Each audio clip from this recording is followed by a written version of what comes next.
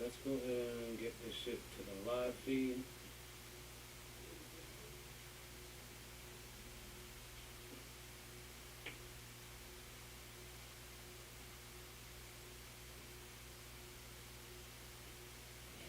Okay, looks like they're ready as well. Alrighty. Guess it's time to start the show. The levels is good. The levels is good.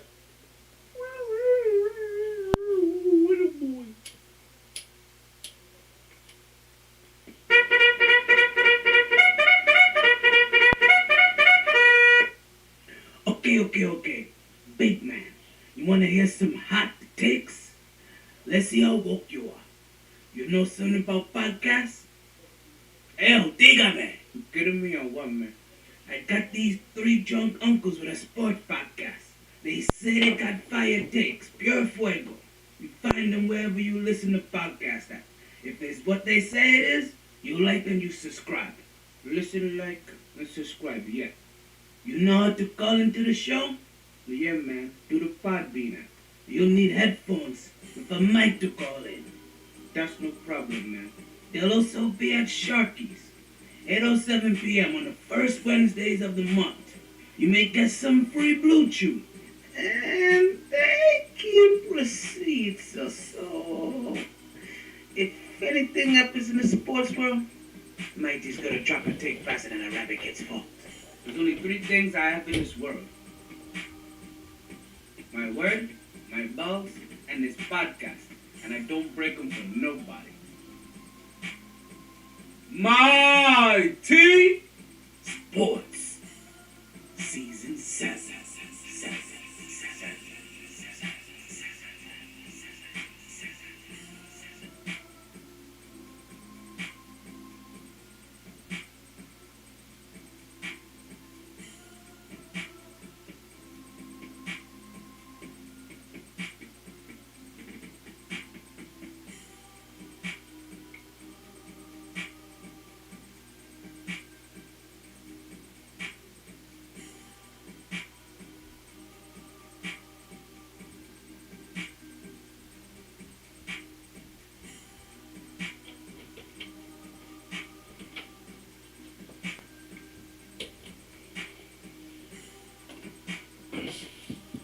I figure I'll let this motherfucker breathe a little bit. You know what I mean? Before I bring you guys into the show. I guess it's that time though. Get this motherfucker popping. You know what time it is. No more breathing. No more breathing. No more breathing. I mean, you can breathe a little. What's going on, Chill Will? Let's go.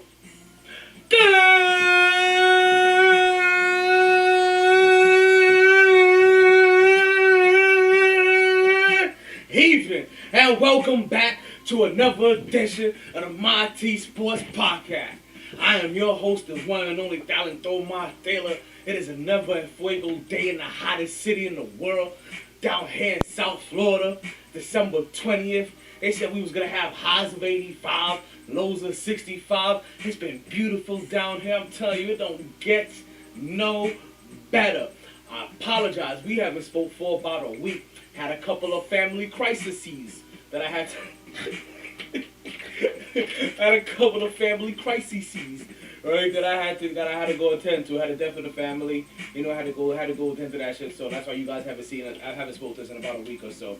Right now, as you guys already know, how we start the podcast. I'll let you guys know we already have this Raiders and Cleveland game that is being played tonight because you know we found out games just getting postponed all over the place. We got a whole lot of shit to talk about. I mean, we got when you go for a whole week, you best believe that shit's gonna go unconventional, folks. We got Jake Paul fight to talk about, folks. We ain't even get into the Urban Meyer shit. We got Kevin Durant out here balling, but none of that shit don't make any difference because we got historic Curry over here doing his thing. We got Kyrie getting ready to make a return. You got Mets getting a new owner. You got a COVID outbreak getting every single league postponing games. Of course, you know we got that Knicks talk. That Knicks talk is gonna be following with, you know, we fly, we stay high, and you know this. We got that Jets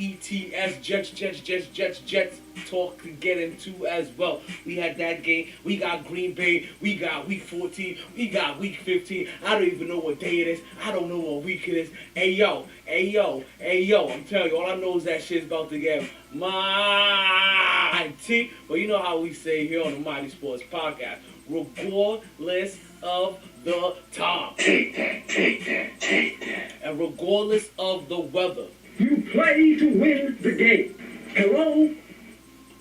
It's always a good time to talk some sports. So let's stir this motherfucker and get started. So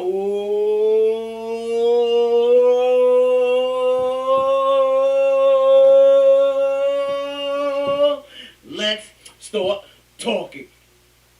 Woo! Back at it like a sports fanatic. MyT Sports.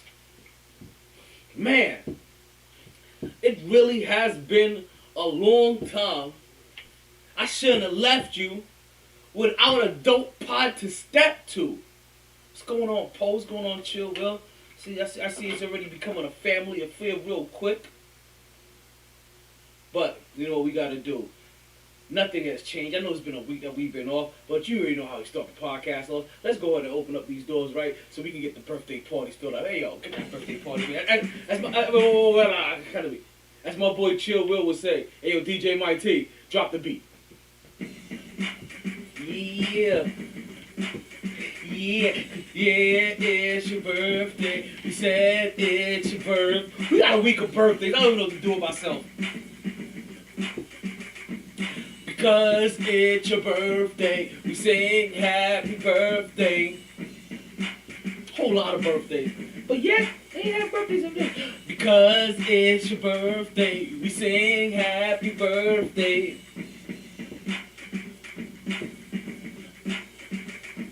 Cause yeah, it's your birthday, we said it's your birthday.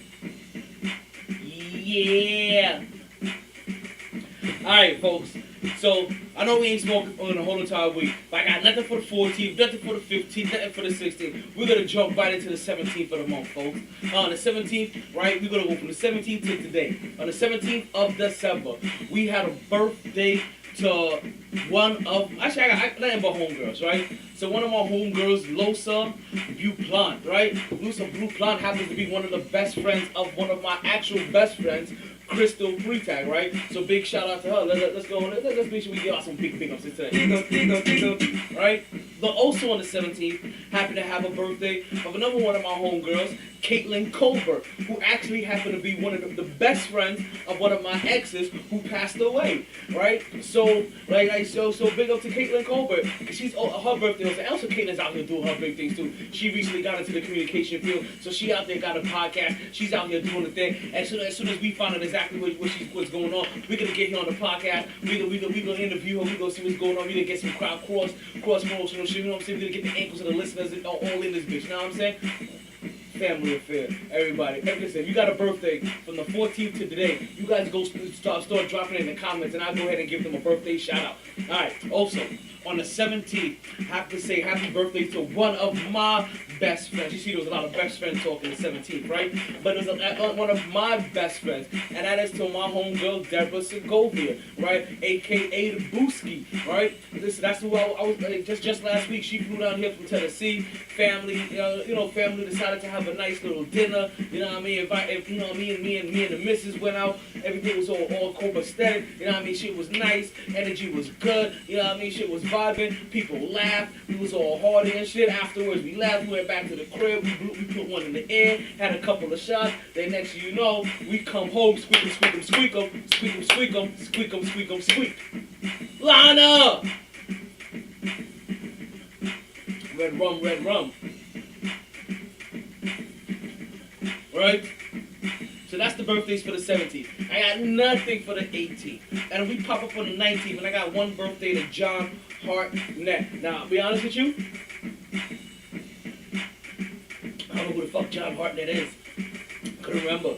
And also, I didn't go back. I didn't, the brief, I think it was brief. I can't remember if I went through a history to find out who the fuck he was. I don't know who the fuck he is. I don't know who the fuck, but happy birthday to you, baby. Happy birthday to you. You get some love, But to the two people that I do know, right? What is to Teresa Markham, right? Teresa Markham happened to be one of the homegirls from around the way, basically. Back when we was out here partying, doing our thing, she was out here partying, doing our thing with us. So big up to you, happy birthday to you. Also on that day, I want to say happy birthday to Chris Russo. Chris Russo happens to be one of the homeboys as well, you know what I'm saying? Back in the days when we was out here, you know what I mean, out in the streets, I'm out in the streets, gorilla pimping, thugging and slugging, you know what I mean? Thugging and loving, I should say. You know what I mean? Like he was one of the homeboys that was coming out, you know what I mean, doing his thug business, him and his bro, Papa John. Papa John? Yeah, Papa John. You know what I mean? So I'm gonna say definitely gonna give him a shout out, a big thing, you know what I mean? So that's to everybody's out there, right? That's everybody that we got for the whole entire week that we've been going, right? So I want to have birthday to Caitlin, and to Debs, and to Losa, and to Teresa, and to John, and to Chris. We want to wish you all a happy birthday. We hope you party hard. We hope you enjoy everything. We hope you regret nothing. But more importantly, we hope you continue to stay. Put 2 guns up. MyT!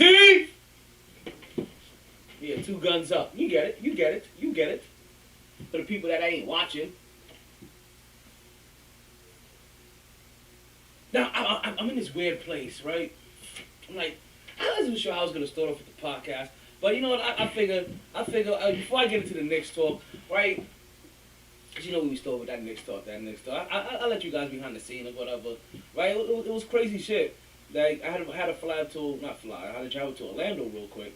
Because one of the cousins end up having COVID symptoms, and shortly after she hopped in an Uber to go home or whatever, she ended up dying in the Uber.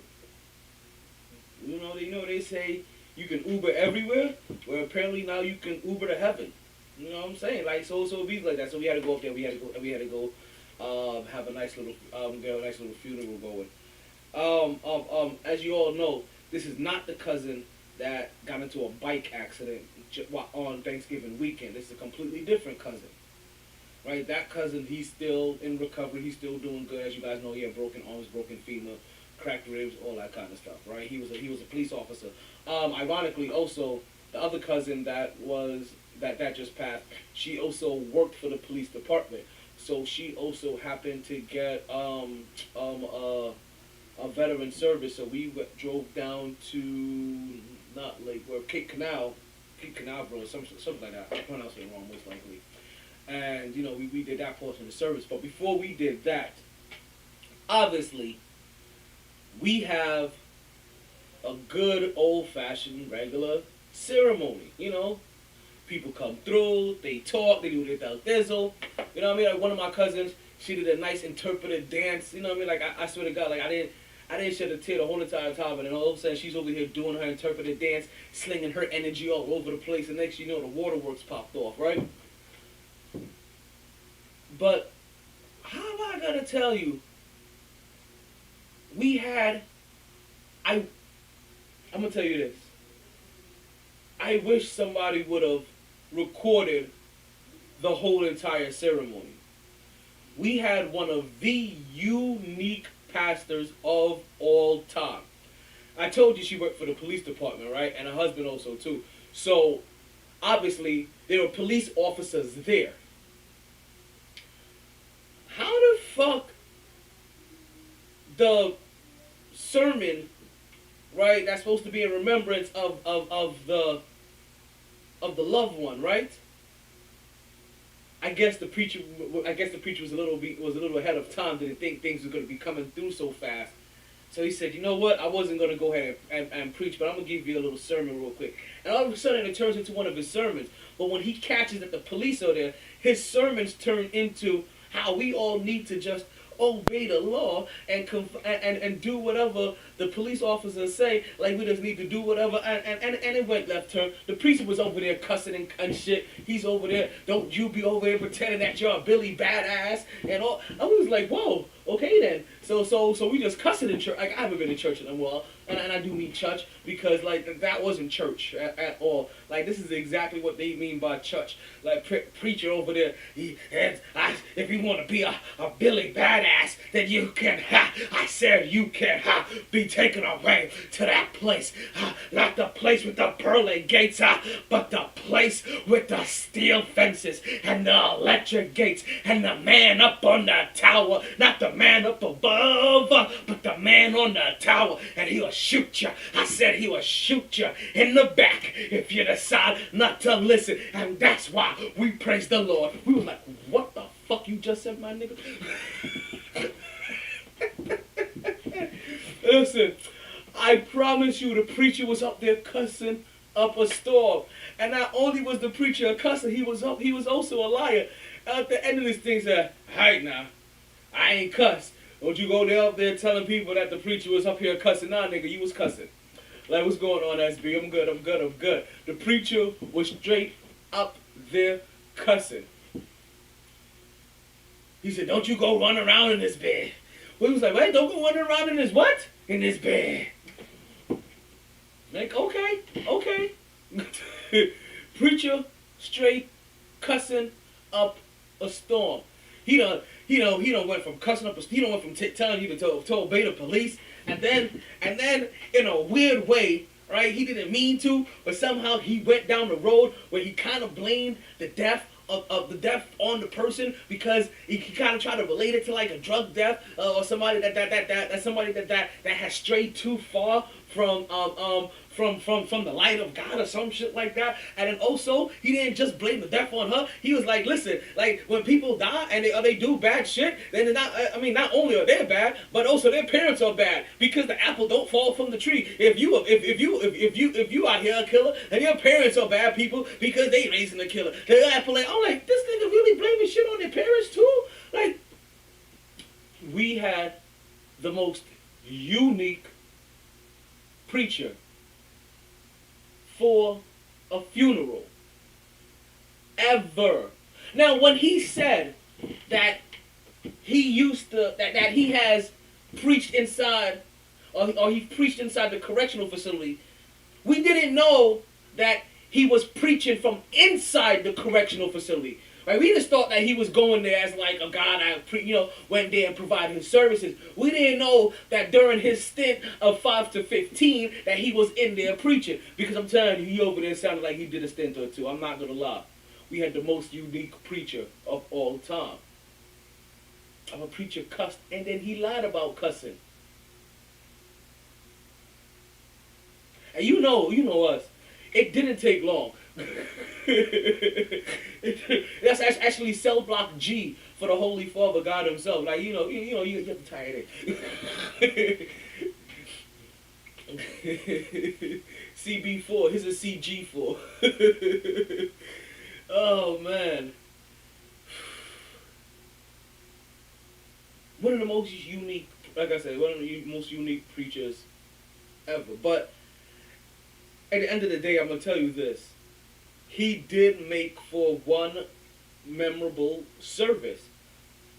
I forget a lot of services for a lot of, I don't want to say it like that, but one tends to forget. I tend to forget the service at a funeral. Like usually, like you in your own thoughts, you're doing something else, whatever. You ain't really preaching about. You just kind of know that it was nice. That's all you can remember, that it was nice. Like, this shit wasn't nice. Like, this shit was thugged out. Like I said, we had the most unique preacher ever. I feel like he tried to play the room, but he couldn't balance it out. He was like, oh, these look like some good down-to-earth black folk. Let me try to play this portion of the room. And then he saw the police, and he was like, oh, Lord. Don't you guys go checking on that gray Mercury out there. I promise. The plates are good by His Heavenly Father. He said, I don't require insurance or registration as long as I'm registered with the Lord. Can I get an amen? We was like, no, nigga, you need to register your shit. We had the most unique preacher of all time. I swear. And he really tried to play to both crowds, and he kind of fucked up trying to play to the cops and also try to play to the down-to-earth black family that he really wasn't sure what they were. I guess he just kind of played them as a Southern family, not knowing that where there's not where a lot of us are Northerners that came down to the South, and he also deal with a group of Islanders as well as a bunch of Southerners. So we gonna talk shit about you, B. So when he go at the end of the service, like, don't you be telling people that the preacher was up here cussing and shit. Like, nah, you was up there cussing and shit. Cause I swear that's what he said. Now he didn't. This is the one time where he didn't cuss. Right? This is. You know. Hey, listen. Sometimes they want to leave you black and blue. But so this is the one time, right, in the story where I'm slightly exaggerating about the preacher cussing. He didn't cuss at the end. But when somebody just says something and you feel like there's a cuss word emphasis at the end of that motherfucker, I felt that's what the preacher had when he said that. He's like, now don't you guys go be telling that the preacher was up here cussing and shit. Like I just feel like that's what he meant to say. Well, he stopped himself short. But folks, that was the reason why I was in Orlando. Oh, you guys, you didn't see me here for a whole week of the podcast. Had to go bury some family. Now, while burying that cousin, right, my uncle that has a whole bunch of like old military injuries, right? Like his back and his legs start acting the fuck up, or whatever the fuck started happening. Some shit starts acting up, and next thing you know, at the funeral, Unc passes out. So now we here at the funeral, and we gotta call an ambulance and shit to go pick up Unc, cause now he gotta be rushed to the hospital. He can't, he basically passed the fuck out. They got him, we had two of the twins, whatever, and when you see, we had two of the twins. They propped him up on the trunk of the car, like they was about to pick his pockets, like boom. Well, I told you to give my money. It was the 5th, and today is the 7th. You are 48 hours past due, and we need our bread. Run your pocket, old man. I swear that's how they picked him up. Listen, it's not even done yet. Because you guys forget, part of the reason, too, is because we already had a cousin in the hospital, right? So we had a cousin in the hospital, a cousin that we had to bury, and then uncle goes out here passing out. Right? So day goes by, we go do all the shit. Unc finally makes it back out. He gets to see his daughter performing a play, right? So he sees her performing a play. We get ready to take him back to the crib, right? We pull up to the crib. This nigga passes out again. Bam. Call the ambulance right back. He's right back in the hospital. The next morning, his daughter, the sister to the first cousin that's already in the hospital, she gets hit, rear-ended by a car. Now, thank God, and she got rear-ended bad. Thank God that she was doing some other shit, and because, you know what I mean, big cousin T was in town, I was taking her kids with me, or else I would have been her kids in the back seat. Oh, I see her, and I'm like, what are you trying to do? You guys playing the ones-upman shit? Your brother's in the hospital, your father's in the hospital, you're like, oh, me too? Like, that's not how this works, cuz. That's not how the hashtag #MeToo works. Like, calm your ass down. Like, we understand that you want to play, but you don't need to be the center of attention on this one. Sit your ass down. What you getting accidents for? Because you know how we are, right? Like, when we have that kind of tragic moment, and once you realize that everybody's okay, you're going to have to bust a couple of jokes just to make sure that everything, all the emotions get back regulated. Yeah, family definitely gets competitive. Family definitely gets competitive. So, all that shit happens. Next time I see my cousin again, she's in a neck brace and shit like that. I'm like, God damn. Her dad finally gets released from the hospital the next day. This is the day I'm supposed to be coming back down to Florida. I'm not down to Florida, but down to South Florida. I'm in Central Florida. I'm in Orlando. You know, I live in South Florida, so make it down to South Florida. Like, she's in her neck brace. Her dad finally gets out the hospital, right? He's still having problems walking, right? So we all in the garage. We playing dominoes. We drinking. We smoking. We doing what family does, right? Like I'm gonna tell you, hey, listen, you don't have to look into the family, but every single member in the family basically blows doja, right? And we all and every single last one of them. I already told you some of these professions. They hold very respectable jobs in their community, right?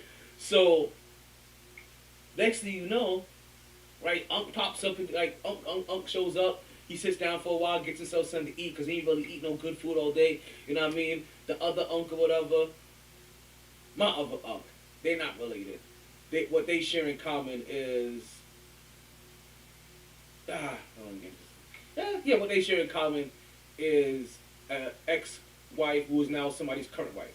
So yeah, too many details. But so other Unc, right? He barbecued and shit, so he definitely want to catch the barbecue, right? So he throwing down the barbecue. As soon as he get full or whatever, you know what I mean? He grabs a nice little Heineken. He asks for everybody to work him into the garage, and now he's like, yo, just prop me up over here, like right at the domino table, because once I sit down on this motherfucker, I'm not getting back up. He was like, oh no, you're gonna be moved from the domino table. You just can't physically get up. Don't be trying to mix your words, because you will be moved. And that's kind of how that whole entire weekend went. Went there for 2 incidences and end up having to deal with 2 others. That shit just multiplied. And then crazy thing, last time I went up to Orlando, I lose my goddamn glasses. This time I go to Orlando, I lose my goddamn wallet. I tell them they may not see me for a while because I can't keep losing important shit like this. This shit don't make no goddamn sense. But that's all I gotta say about that. And now that we're done with talent story time, right? I gotta tell you, on my new my teed off segment, right? Let's get into some sports. I see Chill Will in the back. I see SB in the back. I don't know. Let me get Ron an invite up here. I see Ronnie up in the back. We saw a poll earlier. It's already a family affair. It's a Monday night. We got football going in the background. Hey, yo, let's get shit started. Bing bong. Drop takes, don't you? Drop takes, don't you? Sir, yes, sir. Well, if you gonna drop takes, you might as well go ahead and drop them expeditiously. Cleveland, this is for you. What's going on, brethren? Yeah, that's one of my new favorite things. Yeah, I'm telling you, like, New York, right? We have a different kind of energy about us, right? And speaking of that different kind of energy that New York has, let's get into our Knicks talk. We like to start off the podcast with that Knicks talk.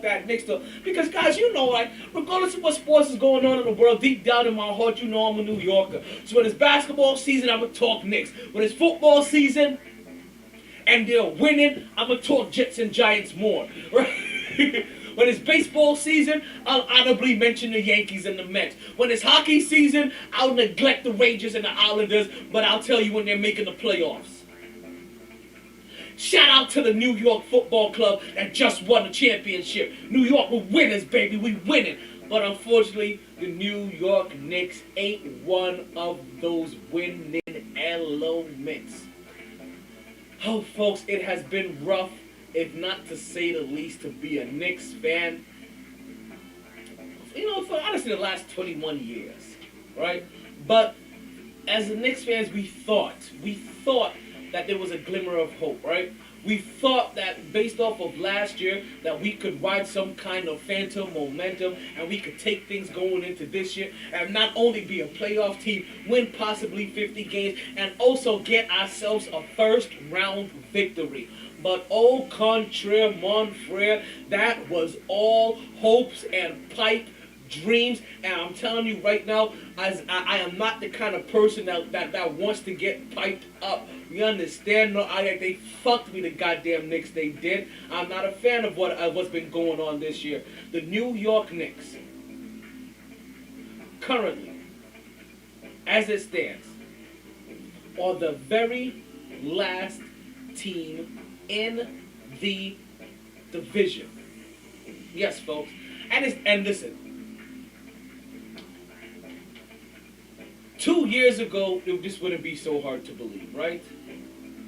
Even even if you want me to give you a little bit of reality, that's not that far to believe. We're in the same division as the Brooklyn Nets that got Kevin Durant. We're in the same division as the Toronto Raptors who just won a championship 2 years ago, right? 3 years ago, however long it's been now, right? We're in the same division as the Philadelphia 76ers and also the Boston Celtics.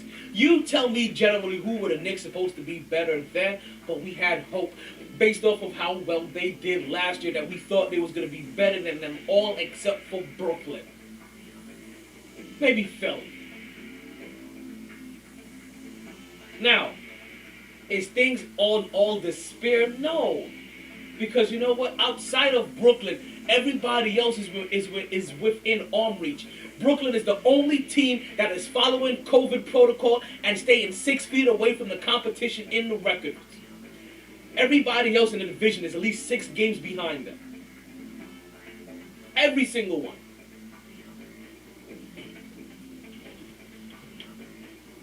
But Boston Celtics 15-15 with a 500 record. Philadelphia 76ers, same thing. Toronto Raptors a game under 500, 14-15, and the New York Knicks 2 games under 500 with a record of 13-17.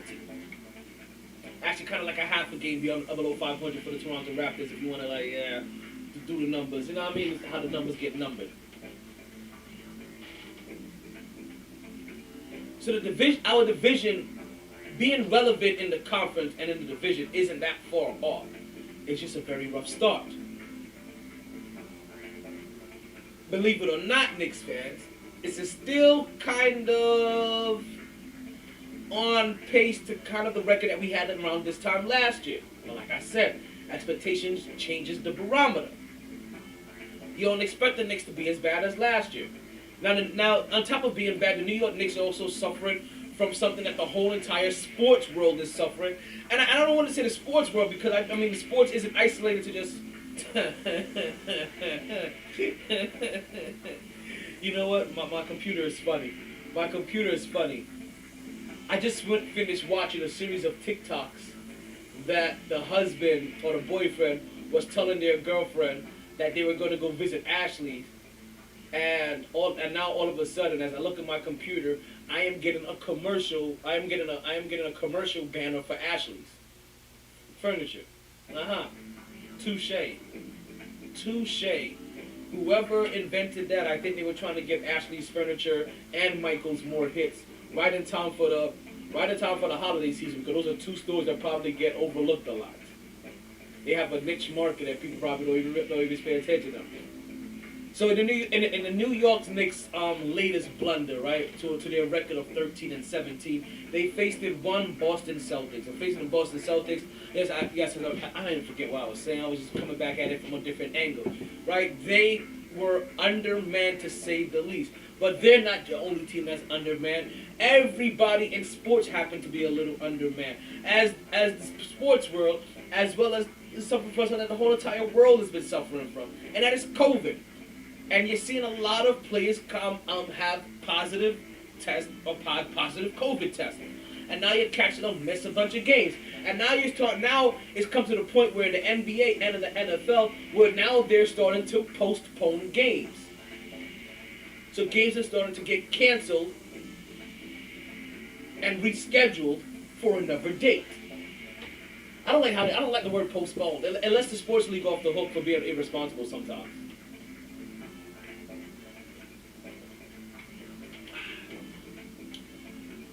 So due to the fact that the New York Knicks were grossly understaffed, we saw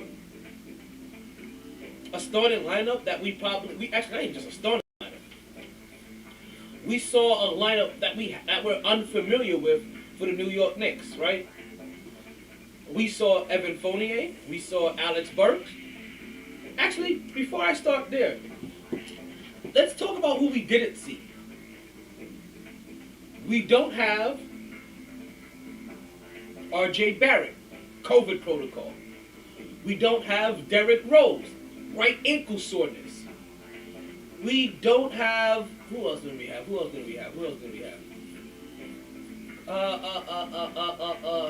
Crap. Kevin Knox didn't play.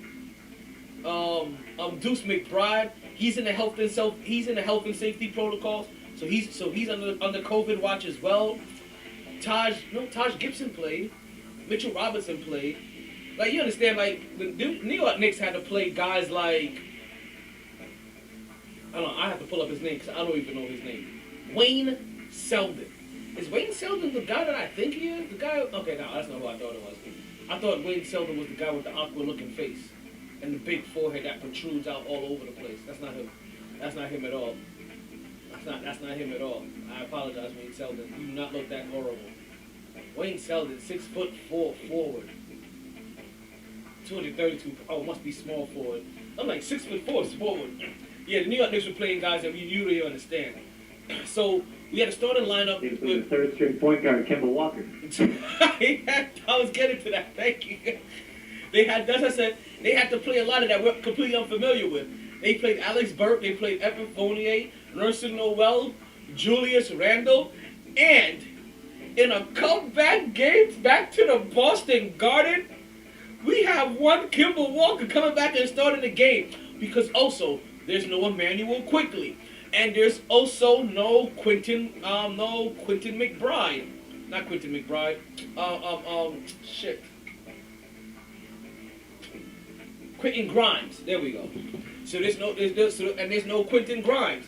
So that's Emmanuel Quickly, Quentin Grimes, R.J. Barrett. Derrick Rose and Deuce McBride. All gone from your lineup. New York Knicks played 8 people in their rotation. Evan Fournier played 43 minutes. Alex Burke played 41 minutes. Julius Randle played 41 minutes. And then between Nerson Noel, Taj Gibson, and Mitchell Robinson, they all played about 22 minutes. And they all did about nothing with the 22 minutes they were Gibson. Also, no Obi Toppin. How can I forget about Obi-Wan Kenobi? That's basically a whole lineup for us, as for the New York Knicks. If you're talking about no Derrick Rose, no Emmanuel Quickly, no R.J. Barrett, no Obi Toppin. I was looking at the box score because I was curious. Taj Gibson played 28 minutes and had 0.0 rebounds, 0 assists. Yes. Taj Gibson put up a quadruple donut. Playing 22 minutes. Missed his only 2 shots. Did he just stand on the timeline? He got a block, which he's usually good for. Because he's usually good for like one on-the-ball block on a jump shot on a person. Because they don't realize how much hops this 6'9" guy has. So they don't put enough arch on their shot. He normally gets a fingertip on it. But he had a block and a steal. And you know, in Tom Thibodeau's book, that's defense, which means he played his part. Kemba Walker had a hell of a game. He did. He balled out. And watching Kemba Walker cook in this game made me go back to one of my first original thoughts. If Kemba Walker can't start, I thought that they were going to give him an opportunity to come off the bench. Even if he had to come off the bench behind Emmanuel Quickly and Derrick Rose. Even if it was just to help take away minutes from Derrick Rose so he don't have to go out with, what did he get a DNP for? Right ankle soreness. Because the game before that, or a couple games before that, you're playing Derrick Rose 36 minutes, 42 minutes, like it's a goddamn starter. That's what I thought was going to happen. So even when I think most of us felt like this. When we heard that Kemba Walker was not going to be able to get the start at all, or not get any kind of on my way. Let me know if we good on drinks. I have no liquor, and the only thing I have as a chaser cage. I'm glad I just saw you pop up in there. The only thing I have in there as a chaser is that diet lemonade, and I'm sipping on that shit regularly, and that shit tastes disgusting. So I need some vodka in this motherfucker quickly.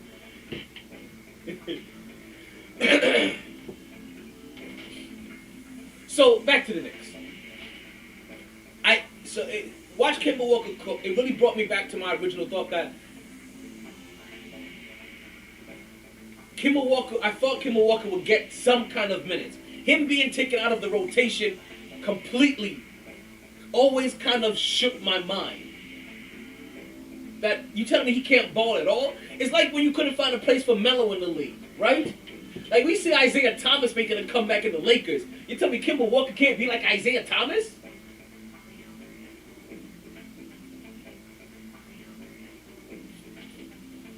So then Kemba Walker comes back. He balls against Boston, his former team, so you know there's a little bit added motivation. He puts up, like, what was it, 28 points, 20 points? How many points did he put up? 29 points. Evan Fournier ball, 32 points. Julius Randle had a decent game. Alex Burke had a fucking ginormous fucking game. Shot per points weighted total, not what I mean. And the New York Knicks still managed to lose this game. Now, during this COVID time, we've seen everybody from the New York Knicks cook at least once. We've seen Quentin Grimes cook. I want to say that I haven't seen. Wait, did we see Deuce McBride come and cook a little bit? He's done some cooking. He's started to simmer a little. All you gotta do is to pass him the keys to the beamer, and you'll watch him light up.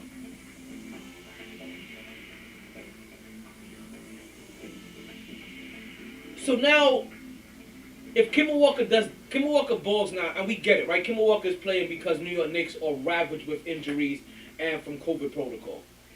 But now when you see him do this, the question now comes back.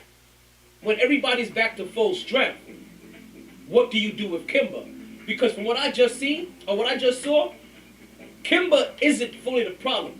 Analytics may have isolated Kemba to try to figure out what the fuck happened from last year to this year.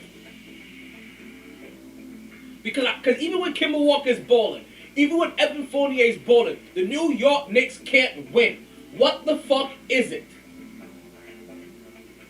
I mean, Kemba was a superstar for a time, and then he was a solid pro. He's not fast now. He can wake up one morning and play good at basketball.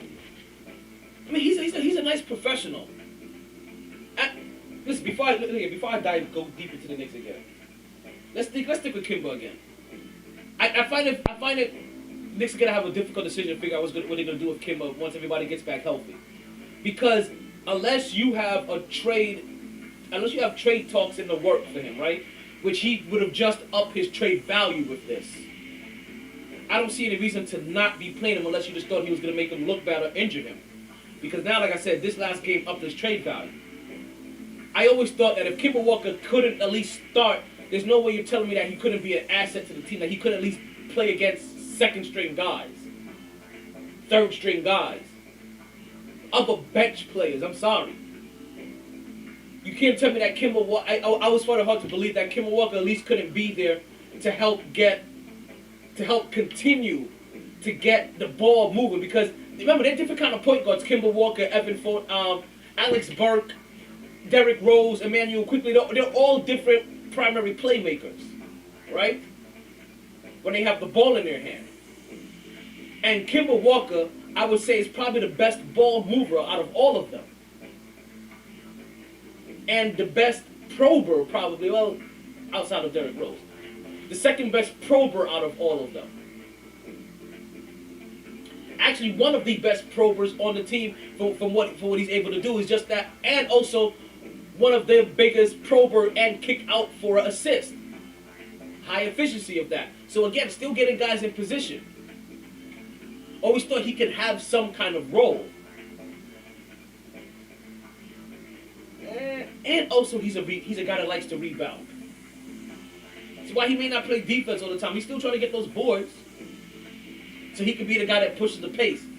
Always found it hard to believe that Kemba Walker had no value whatsoever in the starting lineup.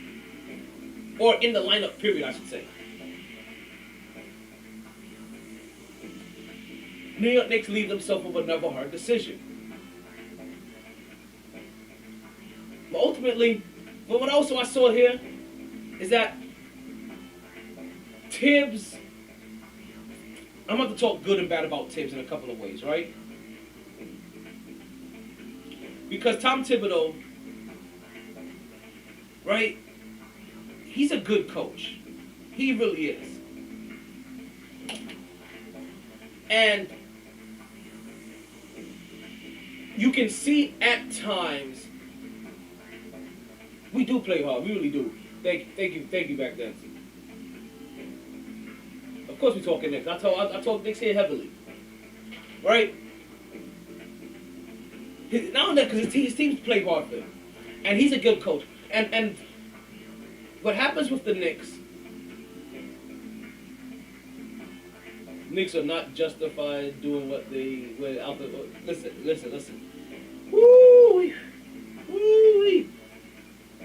Who would have thought that Alfred Payton went? Like Alfred Payton was a different kind of part of the equation, right? Tom Thibodeau is a good coach. He does get his teams prepared for games, but you have to hear how it is. He gets his team prepared for games. He gets you everybody's tendencies, all of their habits, what they like to do on offense, how to handle them on defense, He has his teams highly prepared for games from a defensive matchup, I believe. But offensively, you can still see that the Knicks lack offensive creativity. If you guys can follow me on that, if that's a thing, actually, if you can follow me on that as a thing, that the Knicks look very stagnant at times and very predictable. Julius Randle isn't the only person dribbling the air out of that ball. RJ Barrett does it. Emmanuel Quickly does it. Alex Burke does it. Derrick Rose does it. Then Charles Barkley, dribble. Well, there is, and there's a lot of. Okay, move the ball. I'm gonna try to take you off the dribble. When I do pass the ball, it's not because the defense collapsed, but because I couldn't get past my man. Let me get it to you. Let me see what you do. There's no pick that's set. There's no off-ball movement. There's no backcourt. There's no screen. There's no back cuts. Like there's not real perpetual movement for the Knicks. It's more two passes. We get the ball to you. Let's see if you can get your guy off the dribble. Okay, I can't do it. Two more. Another pass out. Let me get another pass to somebody else. Now you try. Oh, you can't get past your man? Okay, now let's give it to Derrick Rose or Julius Randle for them to bail us out with 8 seconds left.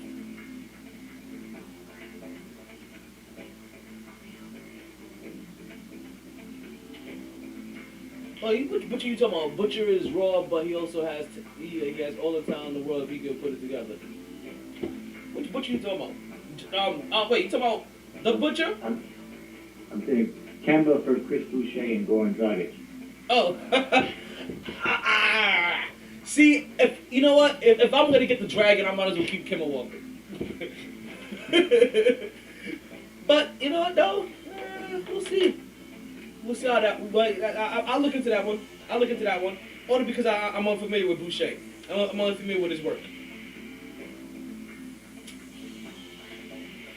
So He's very frustrating, but sometimes looks like he could be the next second coming of Shaq. Oh. And in the next game, he looks like what he's doing out there.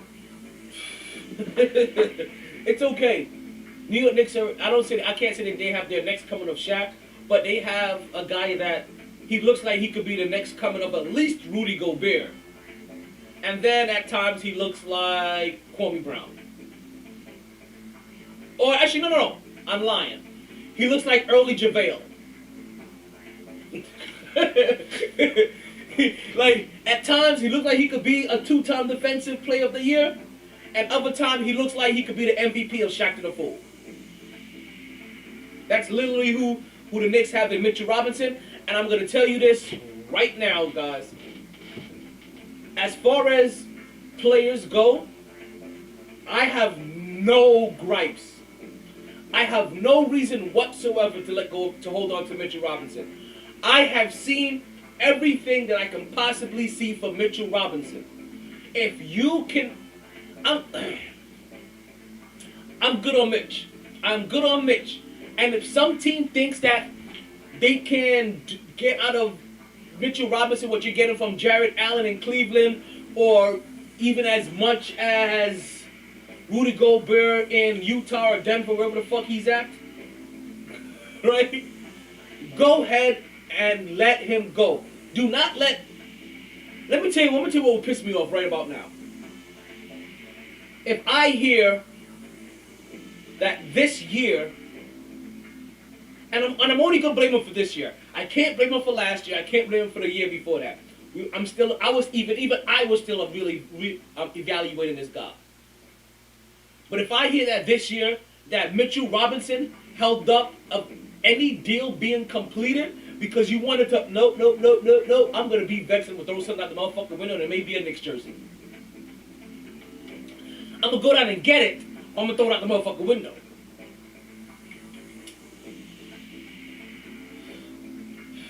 I've come to grips that I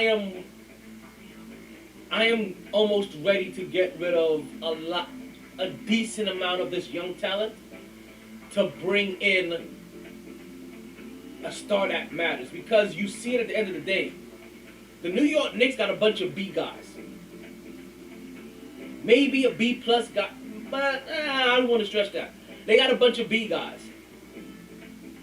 I said it before. They have the old Chicago Bulls that didn't have Derrick Rose. But ironically, this team has Derrick Rose. But they don't have Derrick Rose. They have old Derrick Rose, which is basically like having young Nate Robinson.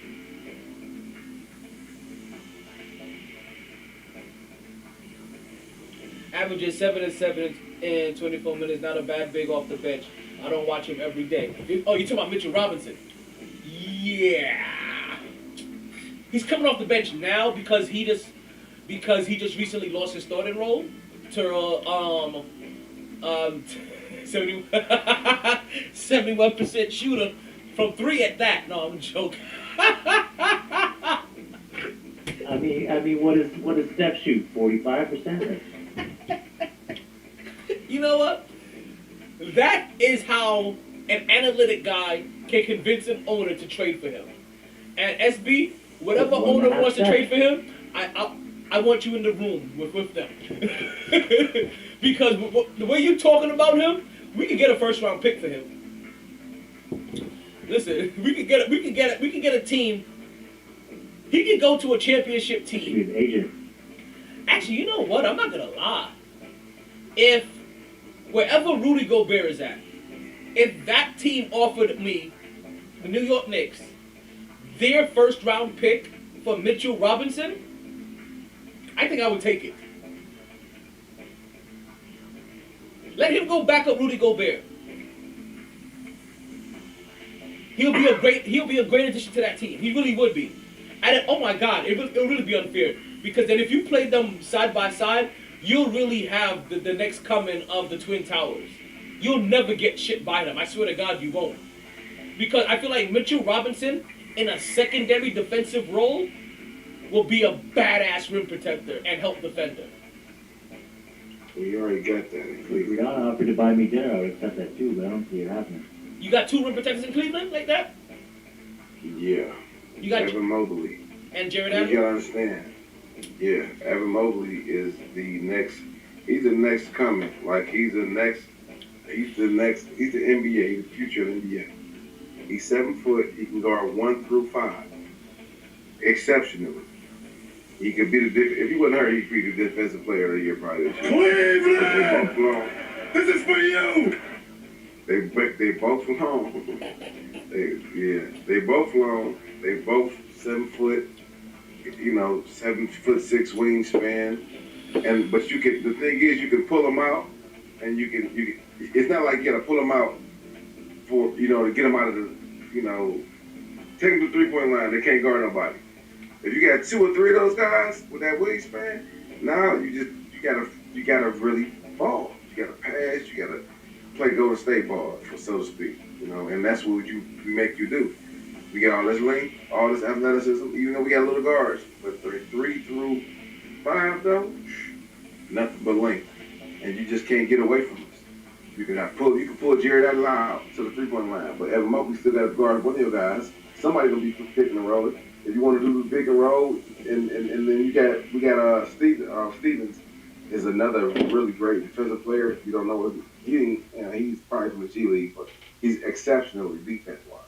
So that's how we win. That's how we've been balling. Defense, shutting things down, and this is a new way. It's these guys got to be able to guard 1 through 5. They athletic, man. They're not even built the same. He's not new bowls. Like, these guys are really like athletic. They like 2K stretch bigs in 2015. You know what I'm saying? Like the cheating kind, when you can put them all on 99. They 7'6". These guys are not regular athletes, bro.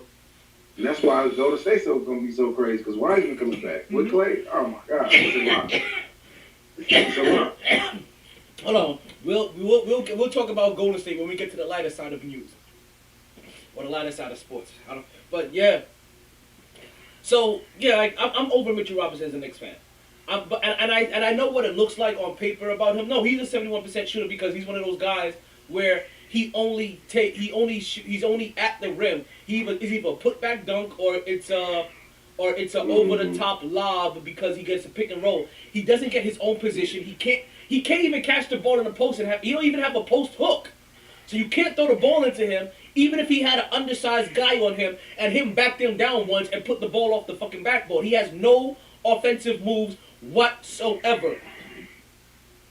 Like Dwight Howard. And he's a 71% shit. Dwight Howard has offensive moves. He has more. Listen, Dwight Howard has more offensive moves than he does. I'm telling you this right now. And now, because he's been like 18 years in the league, but Dwight Howard had two offensive. He had 2 moves back in the day, and there's still 4 more moves than Mitchell Robinson has. Because Mitchell Robinson also has 2 left feet. He's also an injury-prone guy. He can never stay healthy. That's part of the reason why he recently started he lost his starting lineup, because they kind of figured you may be better a better producer off the bench with less roles. You know what I mean? Because actually he's always been kind of that. He used to come off the bench for us, give us a great time off the bench, but couldn't stay out of foul trouble. Started staying out of foul trouble, but now he can't stay healthy because he's a big fat fucking klutz. He ain't fat. I just want to call him fat for being a klutz. I'm fat shaming now because fat people are on klutz. I see fat people be some of the greatest, some of the most graceful people in the world. He's just a tall fucking lanky klutz. There we go. That's the proper words for him. Tall lanky klutz. No, you said what you wanted to say. I'm trying to politically correct this shit. This is the show. We don't do none of that. Remember? But I still had to find the right adjectives for him. We don't do none of that. And there was no reason for me to take shots at fat people in that analogy. Right? But you did, though. But you did.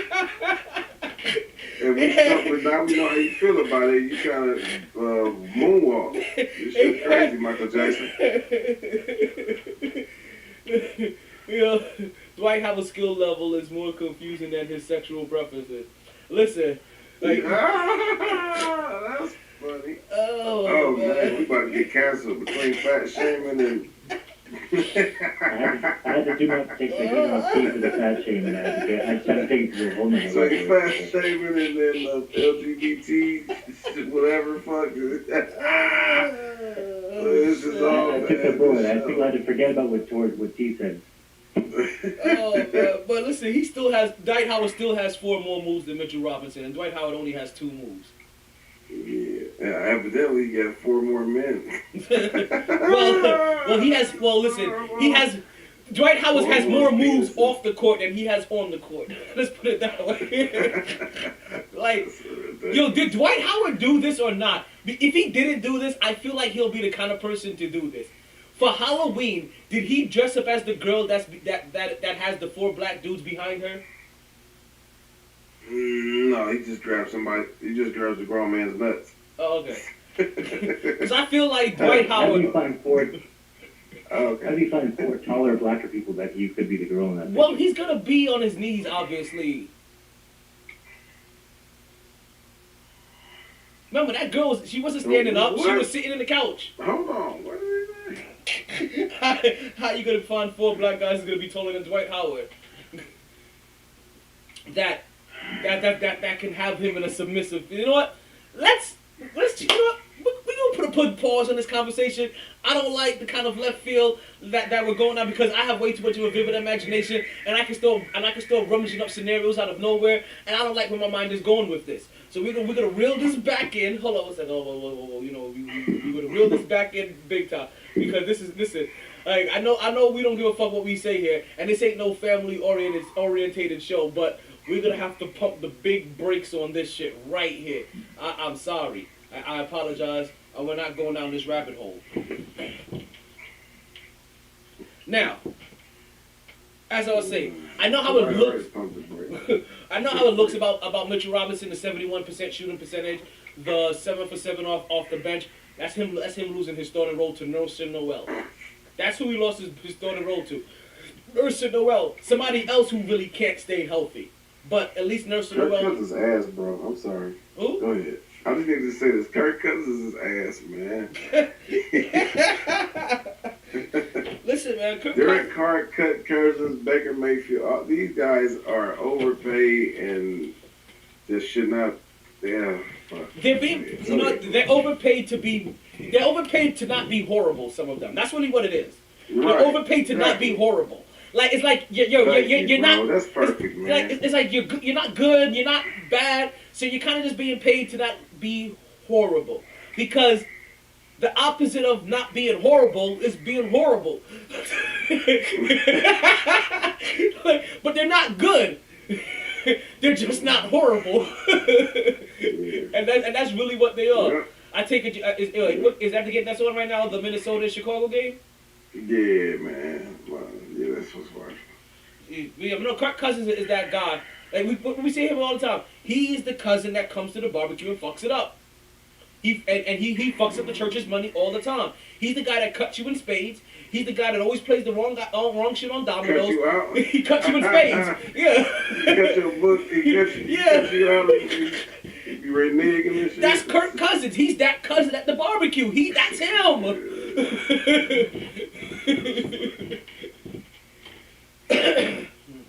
He's the one that if shit go off that night, you like, yeah, damn, this motherfucker got warrants and he's still acting up. Like that's him. Like he go back right in for the same dumb shit. That's Kirk Cousins. Like this comes to the barbecues and start shooting up the place for no reason. Like it's not even 4th of July. Why are you shooting in the air for? It's a celebration. That's what the fuck we do. Right.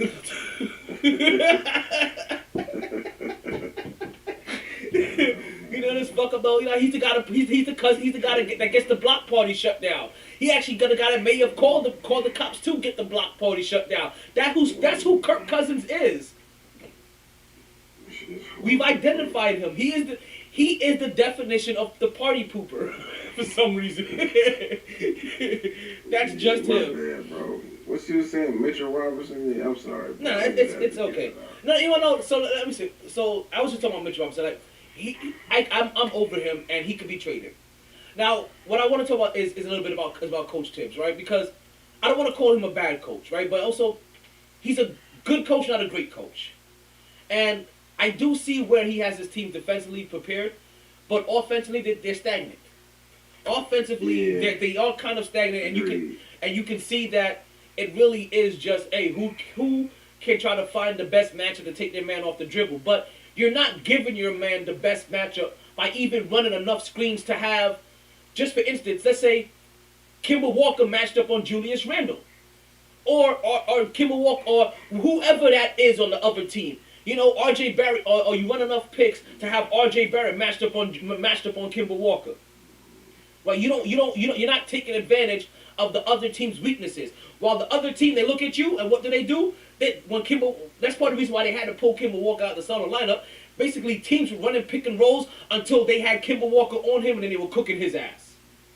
They were gunning for him, and the other, and you know what, and then you took the over, and then on the other side, the Knicks weren't doing the same thing to the other team's bad defensive player. Like they weren't making them pay. Also, for them being a team that's supposed to be locked in on defense, they collapsed the paint way too much. So they're still a little too 90s and early 2000s in their defensive belief system, because they shrink themselves and they give up more open three-pointers than any other team. And today's league is a three-point team. Let them have the two. You can't get cooked by the three. If you're big, that's why you have Mitchell Robinson. That's why you have Julius Randle. I'm sorry. That's why you have Nerson Noel. That's why you have Obi Toppin. That's why you have Taj Gibson. That's why you have Sam. That's why you got these rim protectors. Let them stay there. Why the fuck is R.J. Barrett shrinking? Why is R.J. Barrett in the paint? Why is Emmanuel quickly in the paint? Why is Kimber Walker in the paint? You're leaving your guys open at the three. Stay the fuck home. Let me tell you something, you will always fuck Nerlens Noel name up forever in life. You will never say anything before. Ever. You just say whatever. Like, you know how much you say, when the man hard to just make up whatever? You just say whatever. Whatever's similar. Nurses Noel, Nurgens, Jergens, whatever the fuck you see, whatever kind of makes sense in your brain at that time. You just say whatever. Man, I've never heard you say this motherfucking name right, ever. But it be certain words like that, though. Like, it's like, that's just like, fuck. Like, listen. This is the Matrix. Sometimes I don't. Sometimes I purposely, like, I just fuck up a name and then it just kind of stays in my head fucked up. And then sometimes it just comes out fucked up. Nelson's is just one of them. I don't know why. I don't. It's okay. Slow down. Think. Look at it written. It's Nerlens, right? Nerlens? Yeah. It don't make a difference, bro. It's just funny because ever since I've known you, bro, you fucked this dude's name up. And not one time have you ever just. And I probably say something every single time. KJ says something every single time. I don't, because KJ honestly thinks I'm fucking his name up on purpose, but if I'm talking and I'm not paying attention, his name is going to come up fucked up. It's one of those things, like, when I don't give his name thought, it's fucked up. It comes out fucked up. It's just what happens. You know? Mm-hmm. So I think that Tom Thibodeau still may possess a level of stubbornness with his coaching style. While he's and I say this because I want to still give him credit that he may have changed in ways or adopted or altered certain things to make himself more appealing to today's youth or whatever, to be able to coach a team in today's era, but he's still a little bit antiquated in how he coaches and in what he's coaching. Listen, the defense, I'm all for it. I don't care how antiquated you get on defense. I don't care if you go back to the '86 Bear styles of trying to coach in the NBA. Do that shit, right? But when it comes to offense, right? You have to continuously change up on offense. And while we love tenacity, he also has to get smarter on his defensive tenacity. He has to get the habit out of his team of collapsing the paint. Like, I'm sorry. Like, let your big man that'll rim. Every big man that the Knicks have is a rim protector except for Julius Randle. Every other big man is a rim protector in some way. Even fucking Obi Toppins, they have trained already to be a form of a rim protector. How he doing? He's doing good. He's doing good to the point where if the New York Knicks had to trade, let's say, Julius Randle to go get the boy in Washington, I'm forgetting his name, Bradley Beal, right? And that forced Obi Toppin into the starting lineup in the power forward position. New Yorkers wouldn't even blink an eye. They'll be happy. So you think, how you feel about what's his name? You just said trade. Mitchell Robinson. No, Randolph. Julius Randle for. Randall. Julius Randle. Julius. How you feel about him? Julius Randle. I think you kind of know how I felt about him. He's a B player. Mm. The New York Knicks don't have an A rated player on their team. They don't have a top. If you had to play this to college, they don't have a top 5 recruit. They have a bunch. I'm gonna tell you why I say that, because I have a chat with Lakers fans, bro, and they love Julius Randle, bro. They was like they're traditional Lakerish or yeah, whatever. And so they hate LeBron, number one. Oh, Kobe Number Knights. two, From Kobakistan. yeah, they Okay. yeah, anybody pro Kobe hate LeBron typically. You have to. It's like 'cause people that are right, Knicks. exactly, 'cause it's just the opposite. But their thing is that they just hated that they had a good year core. At one point, it was, Larry Nash Jr., it was Clarkson, it was Lonzo, it was, they even had D'Lo at one point, which they had to get rid of him because it just wasn't going to work out in that locker room. You know what I'm saying? And they had, like I said, Lonzo, they had all these young talent that's worth somewhere, they kind of balling. You know what I'm saying? B.I., they had B.I., Brandon Ingram. Mm-hmm. And so they felt like LeBron came, blew it all up, and they was kind of pissed because they felt like, we was making a way. We just needed, and secondly, it messed up Kawhi, it messed up Durant, Lillard, a lot of people who wanted to come play in L.A. Now they want to stay away from LeBron because they want to play with LeBron. You know what I'm saying? It's because it's more like a period I just don't want to mess with, and I don't want to get caught up in his politics. And it just, they want to stay. A lot of people want to stay like, LeBron is polarized. If you love him or hate him. But AD, that's his OG. So AD gonna want to come there. But that's his old. Kyrie, Durant, they don't think he's not Jordan-esque to them. Jordan had a different respect. Yeah, he's the guy to beat. He's the guy that needs to beat.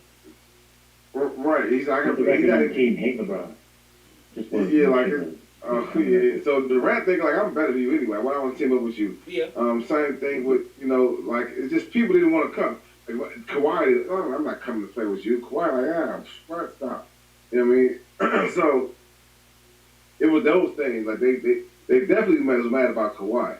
Kawhi, Paul George, and Dame Lillard, or maybe what's the boy who was Miami could have went there. Jimmy Butler. It was a whole lot. It was infinite possibilities they're pissed off about.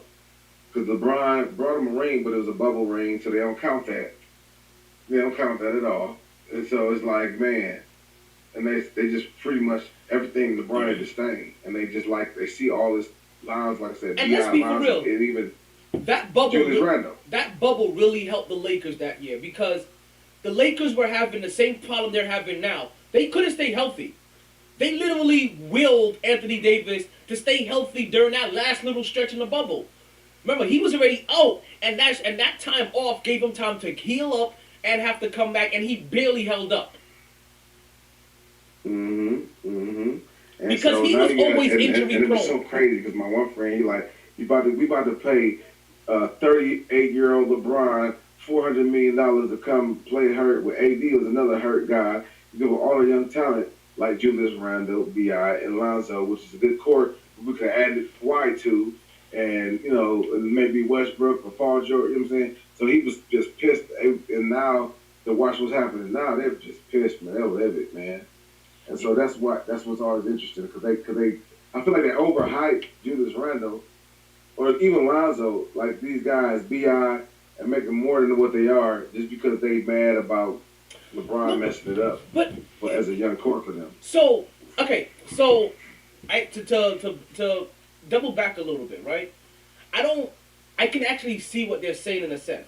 Like I said, I wouldn't bat an eye if I lost Julius Randle to them. But like I said, the guys that we have are a bunch of B guys.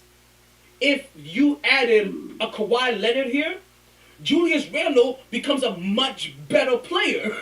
Like, he's worth holding on to if you were to add a Kawhi Leonard and now say, like, what they're saying there, I can see it makes sense. Okay, you have Alonzo Ball, you have an Ingram, you have Julius Randle. We see what these guys kind of do in their own, okay, put it this way.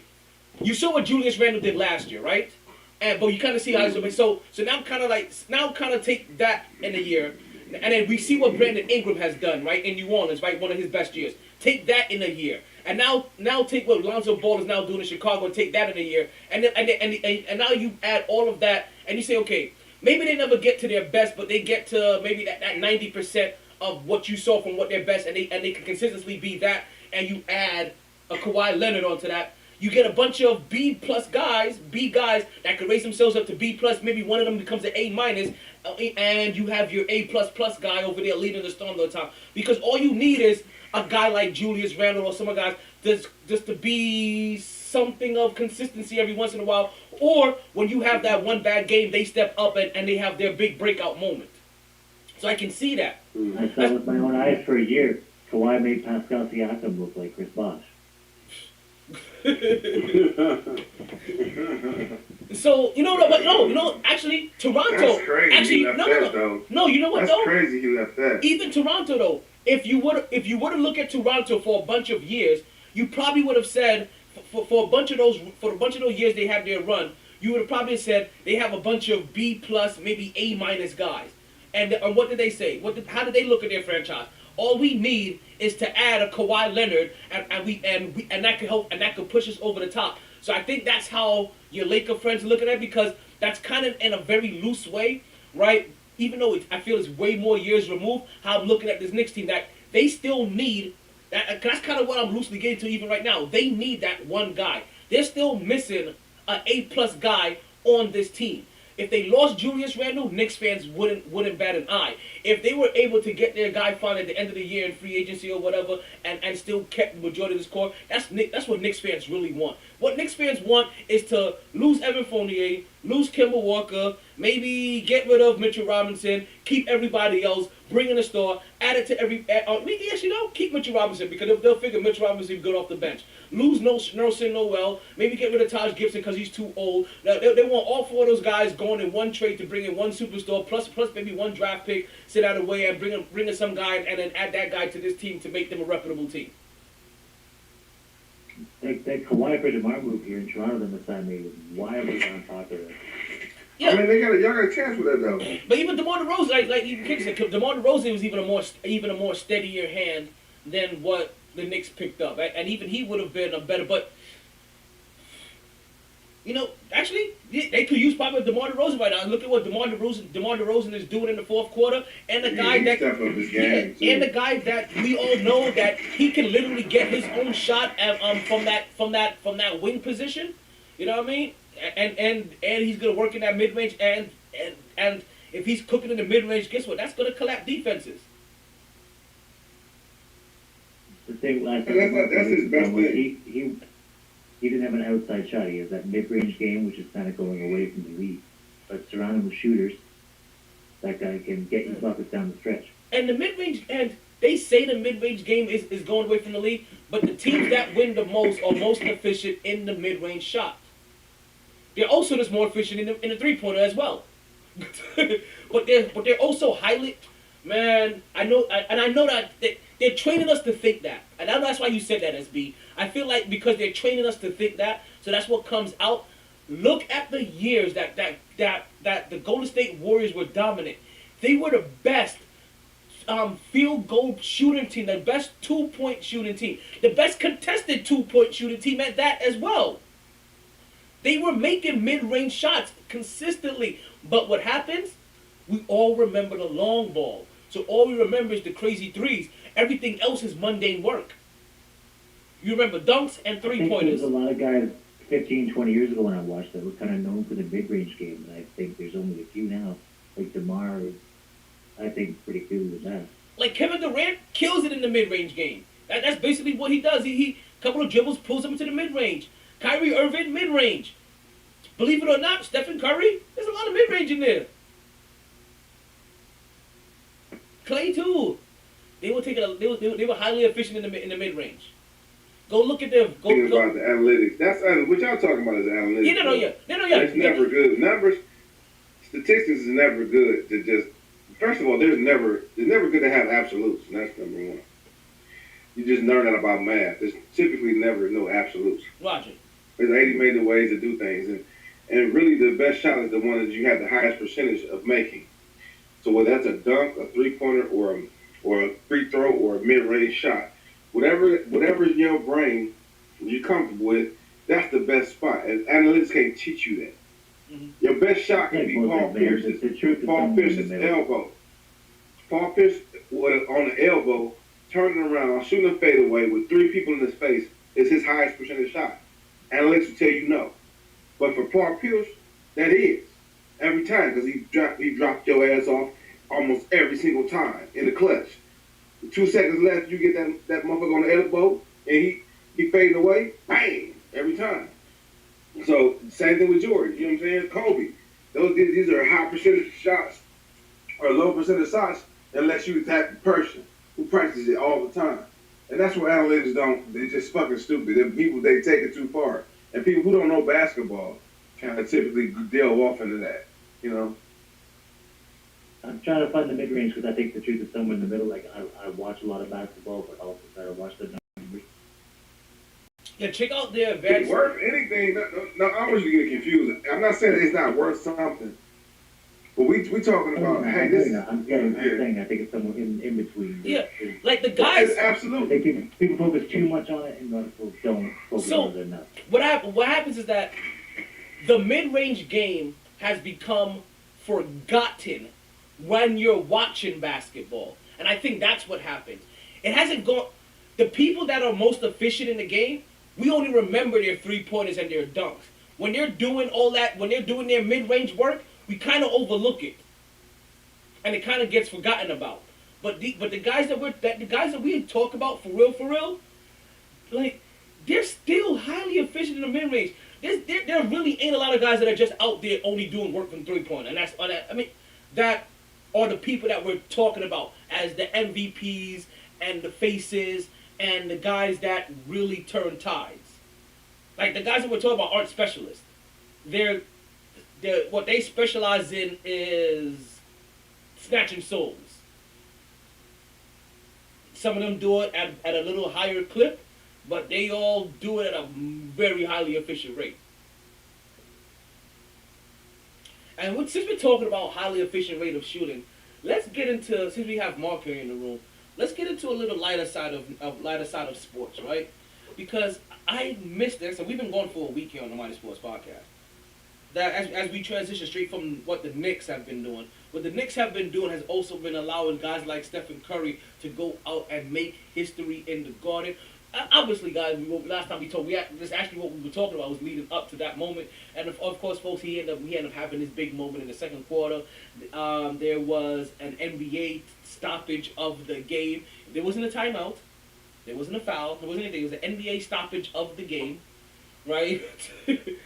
And they had a moment for him, and he did his thing on the stage. They did a little, gave him a little celebration. The crowd gave him a standing ovation. You saw Spike Lee on his back trying to take a picture. New York Knicks again find themselves down by 20 or so. Actually, no. What am I saying? This game, they were in it all the way into halftime, and then they found themselves down by 20 in the third. Again, consistency. Just like this last game, Spike Lee was doing what photographers do. He's a photographer, and he's a filmographer, right? He's a producer. He's looking for shots. He's looking for moments. Like Spike Lee caught a lot of slack. I know. I see what's going on here, KJ. Like he was looking mad suspect. Right? He caught a lot of slack from a lot of people for what for how the position he was in taking his pictures. But he's a filmmaker. His whole entire life has been about either capturing the moment or capturing the right angle, and that's what he does. So I can't knock him for it. Like when he's going for the heroic shot, that's how he gets his heroic shot. I'm not gonna knock him no different than I knock the person that has to stand and sit in the woods for 20 hours just to wait for something to pass by to get the perfect shot. That's what people in that business do. They do they do things that in normal life we would look as awkward or odd. But to them, that is regular, everyday life to get work done. And we know Spike Lee to be one of the best producers and best best producers, filmmakers, and picture captures out there. So when he puts himself in a position to capture a specific shot, I'm not gonna argue against him. When he says, "Yo, this is how I catch the heroic shot. That's how he catches the heroic shot." Who am I to argue on how he gets an angle? Past 20 years, field goal percentage: 14 for 23. First Nash, Dirk, Hartford, Delonte West, CP3.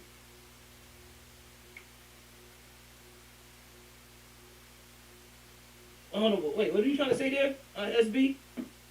You're gonna have to explain what you just showed here. That was the mid-range, 14 to 23 feet was the basket. Field Okay. goal percentage. So, Steve Nash, Dirk Nowitzki. Oh, this is all time? Past 20 years? Steve Nash, Dirk Nowitzki, Al Horford, Delonte West. Okay, so let's bring it up to the last 10 years. Because that's still involving a lot of guys that was dominant from 20 years ago. Or even the last 10 years, even the last 5 years. Because that will give you the numbers of the people that are active now and doing work now. If you don't mind.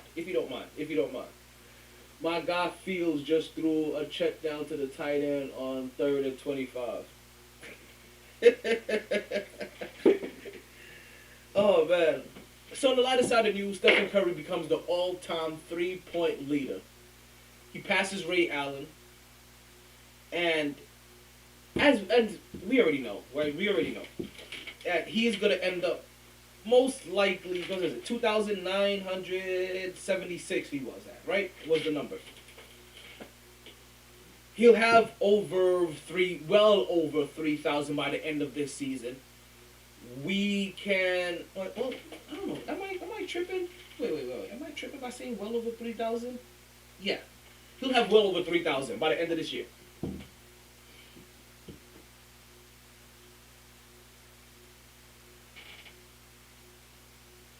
By the end of his career, I'm probably going to anticipate, 4,000 three-pointers by Stephen Curry? 4,500, 5,000?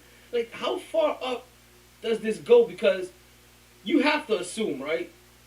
Even when a team feels that Stephen Curry can no longer be the most predominant ball handler and be out there, or something defense, or whatever it is, right?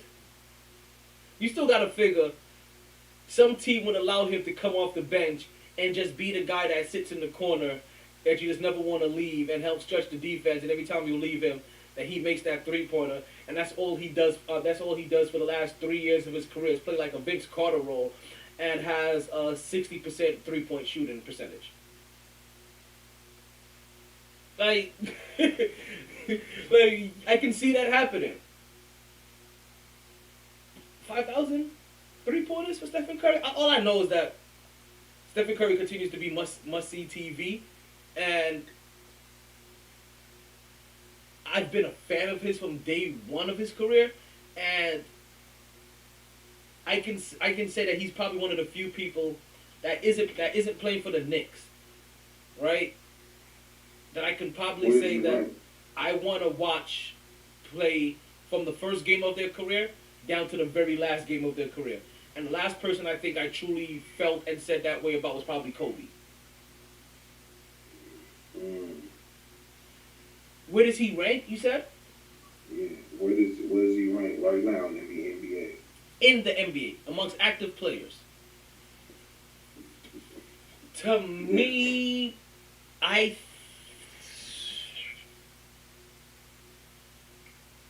And put the people over. If you're not number one, put the people who's over. Oh man. What he adds to winning. But Oh, so he number one, KJ? he's damn near number one to me. I listen. I'm not that far off from that either. That's why I'm trying not to say number one, to be honest with you, because it's hard. I know.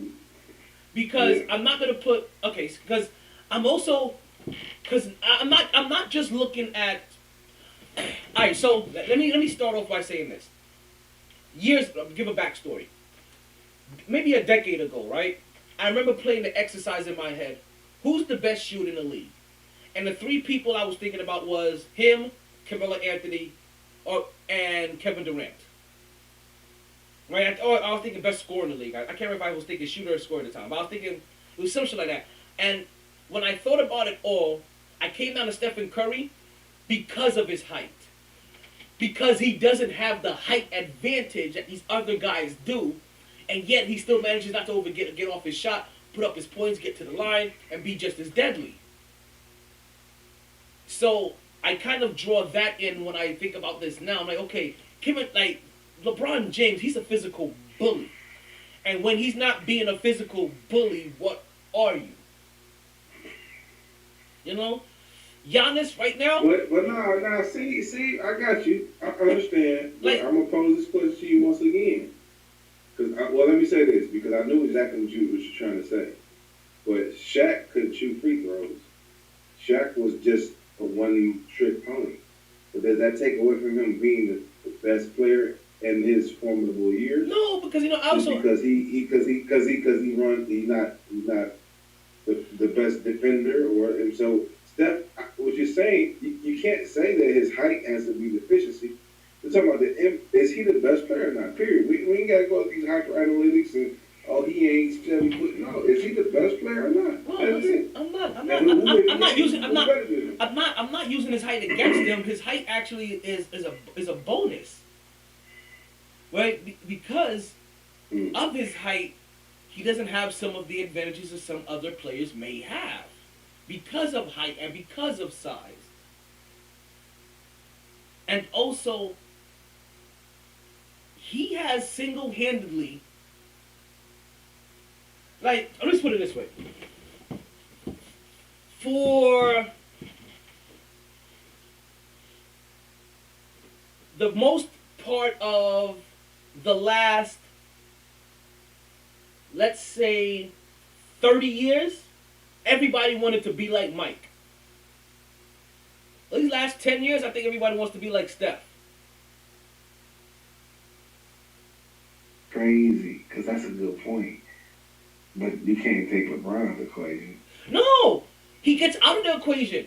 And But you're right. But no, he's out of the equation because listen, I'm gonna tell you this. More people wanted to be like Steph than LeBron. more people I think wanted to be like Kobe than be like LeBron. Right. Because these guys were these guys weren't just iconic in basketball, they were iconic for basketball. Like they made you want to instill something in you to be a better something. Right? Or do more or do this. You know, like you saw the hard work and dedication and the studying that Kobe did to be able to put him in the same ear as his royal earness. So that's what that whole Mamba mentality is, right?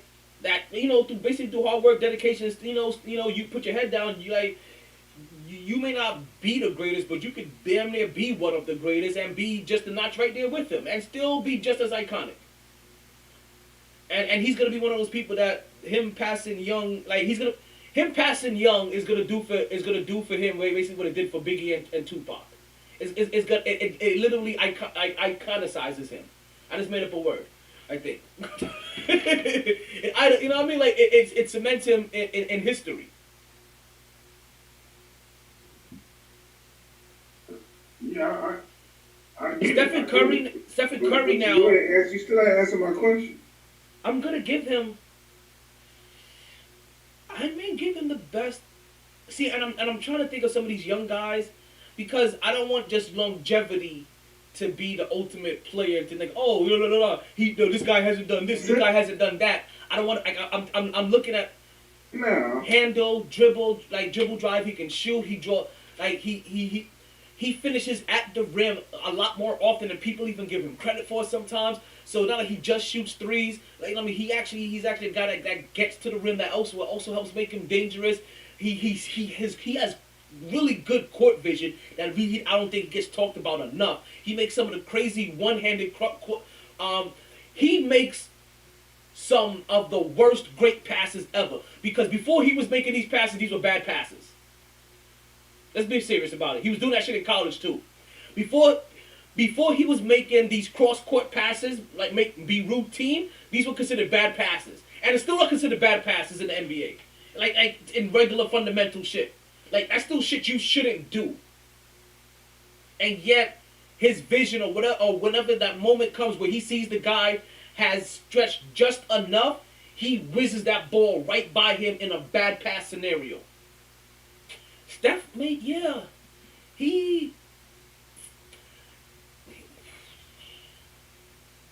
In his pack, he may be pound for pound the best player in the league. Yeah. I'm saying it, and that's how I'm saying it. He's pound for pound the best player in the league. Took him 20 minutes to say that shit. Listen, this is a sports show, right? I gotta pontificate about some shit. I get it. But if this is a sports show, if we was on First Take, your ass would have been a commercial break 3 times. Hey. Listen, I would have been I would have already been trained for a different cadence. Okay. I'm just saying, bro. It took you a long time to come back to do this. I'm trying to think like, damn. But also, I'm thinking about it too. I'm thinking about it, and that's thinking too, because when this topic comes up, a few names flushes to your brain probably immediately, right?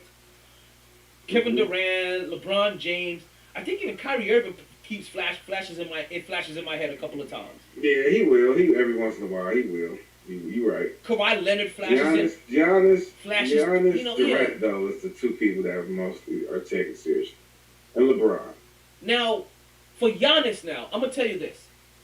Giannis becomes weird to place, only because I don't believe he's a finished offensive product yet. While for most of the people that we talk about, they're pretty much a finished, and also because they were polished offensively already, right? And they went through okay. Let me back that up a little bit. They were really good, right? They already came in as offensive players, right? Good offensive player. I don't want to say they were polished, because we all know that Kevin Durant still had to work on a whole bunch of footwork and work on shooting from different post positions and different areas to become the all-around offensive threat that he is. Because some of those early years, it wasn't there, right? But he was still further along in his offensive game than Giannis ever was. You know what I mean? So I don't think that we're done seeing the final offensive product of Giannis. So Giannis is in there. I just don't know where to place him yet, because I know he's not. I don't think he's done. So he's kind of like at the back of that list, because everybody else is fine. It's kind of like in their element. It's kind of done already. Like he's at the back of that list, but he's at the back of the list, and he can definitely keep moving forward. Like he's the guy that can jump them all if he consistently develops that jumper or takes on that Mamba mentality and work on that jumper and develop it. Because if Giannis gets that jumper where he can just start walking into 3-pointers, or he's working that Dirk Nowitzki, Kobe Bryant, Michael Jordan kind of post range, it's a wrap. On top of him coming down there like a bull, like Bernard King, and dunking all over you in all kinds of beastly manner. Well, I'm thinking like, bro, I needed to see something from Curry. I wasn't convinced. I needed to see him in the element that he was last year and this year. I needed to see that. He went from being Curry to being, oh my gosh, this is where he's building his Michael Jordan right now. He's going to be up there like, all right, Curry was top 20 for sure, best shooter all time, but now he's getting up there maybe top 10. If he want to win a ring this year, he's going to be in Now I'm past. I'm for sure past Zeke. I'm for sure past Kyrie. I'm for sure past all the point guards. Iverson. I'm for sure past because just And he raised his game up. And I'm glad you said about Iverson because I feel he's as iconic as Iverson in a sense. Like he's Oh hell yeah. So They're not saying LeBron. They're not out here saying LeBron. Nobody says said that. nobody says LeBron when they take a shot. It went from Kobe. It went from Right. Jordan to Kobe to Curry. Seriously. I'm sorry. That's right. You're right. That's what my point is. Like, Curry. And I think some Kids people, don't say that. and I think more people are even starting to say Dame even more than they'll say LeBron. Right. I was gonna say, or Durant. They said Durant. Yeah. Before that. So my point is that like that's the beef from Jordan to Kobe to Curry. You're right. You went to the right proper sequence. That's crazy. You were 6'3" at the most 6'3". But it goes back to say, when you're a point guard, right? You can't just be good. You damn near have to be iconic to win that MVP. Brandon said Clay is the second greatest shooter ever. Klay Thompson. Listen, I need to stay away from the greatest shooters ever, by the way. Like, I don't think Steph the greatest shooters ever. I mean, I'm not going to say he's not, but I feel like it's unfair to call him that because he played in a different era that plays basketball in a different way. I'm going to tell you this. Because by no means, I just need to finish this statement. By no means, if you feel like Reggie Miller, Mark Price, Larry fucking Bird would not have been, in this era, not have been just as good as Curry or better, I feel like you're out of your fucking mind. I just do. You know, you are... And I just do. You are so... And you know what? And this is how right you are. Because you're going to force me to say something here. But since we are in the lighter side of sports, this is the moment that I can say this.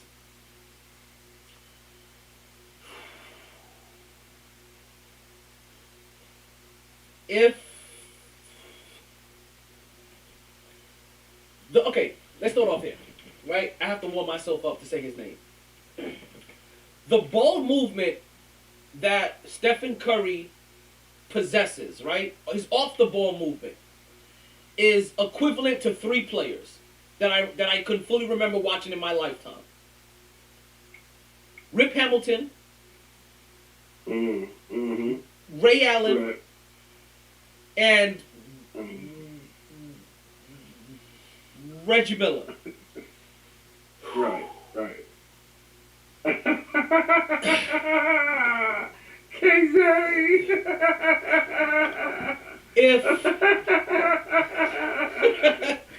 Where's Mark? I did watch Larry Brown. Not Larry Brown. Mark. I did watch Larry Bird. I just can't remember his. I can't watch. I can't. What was that shit you just said?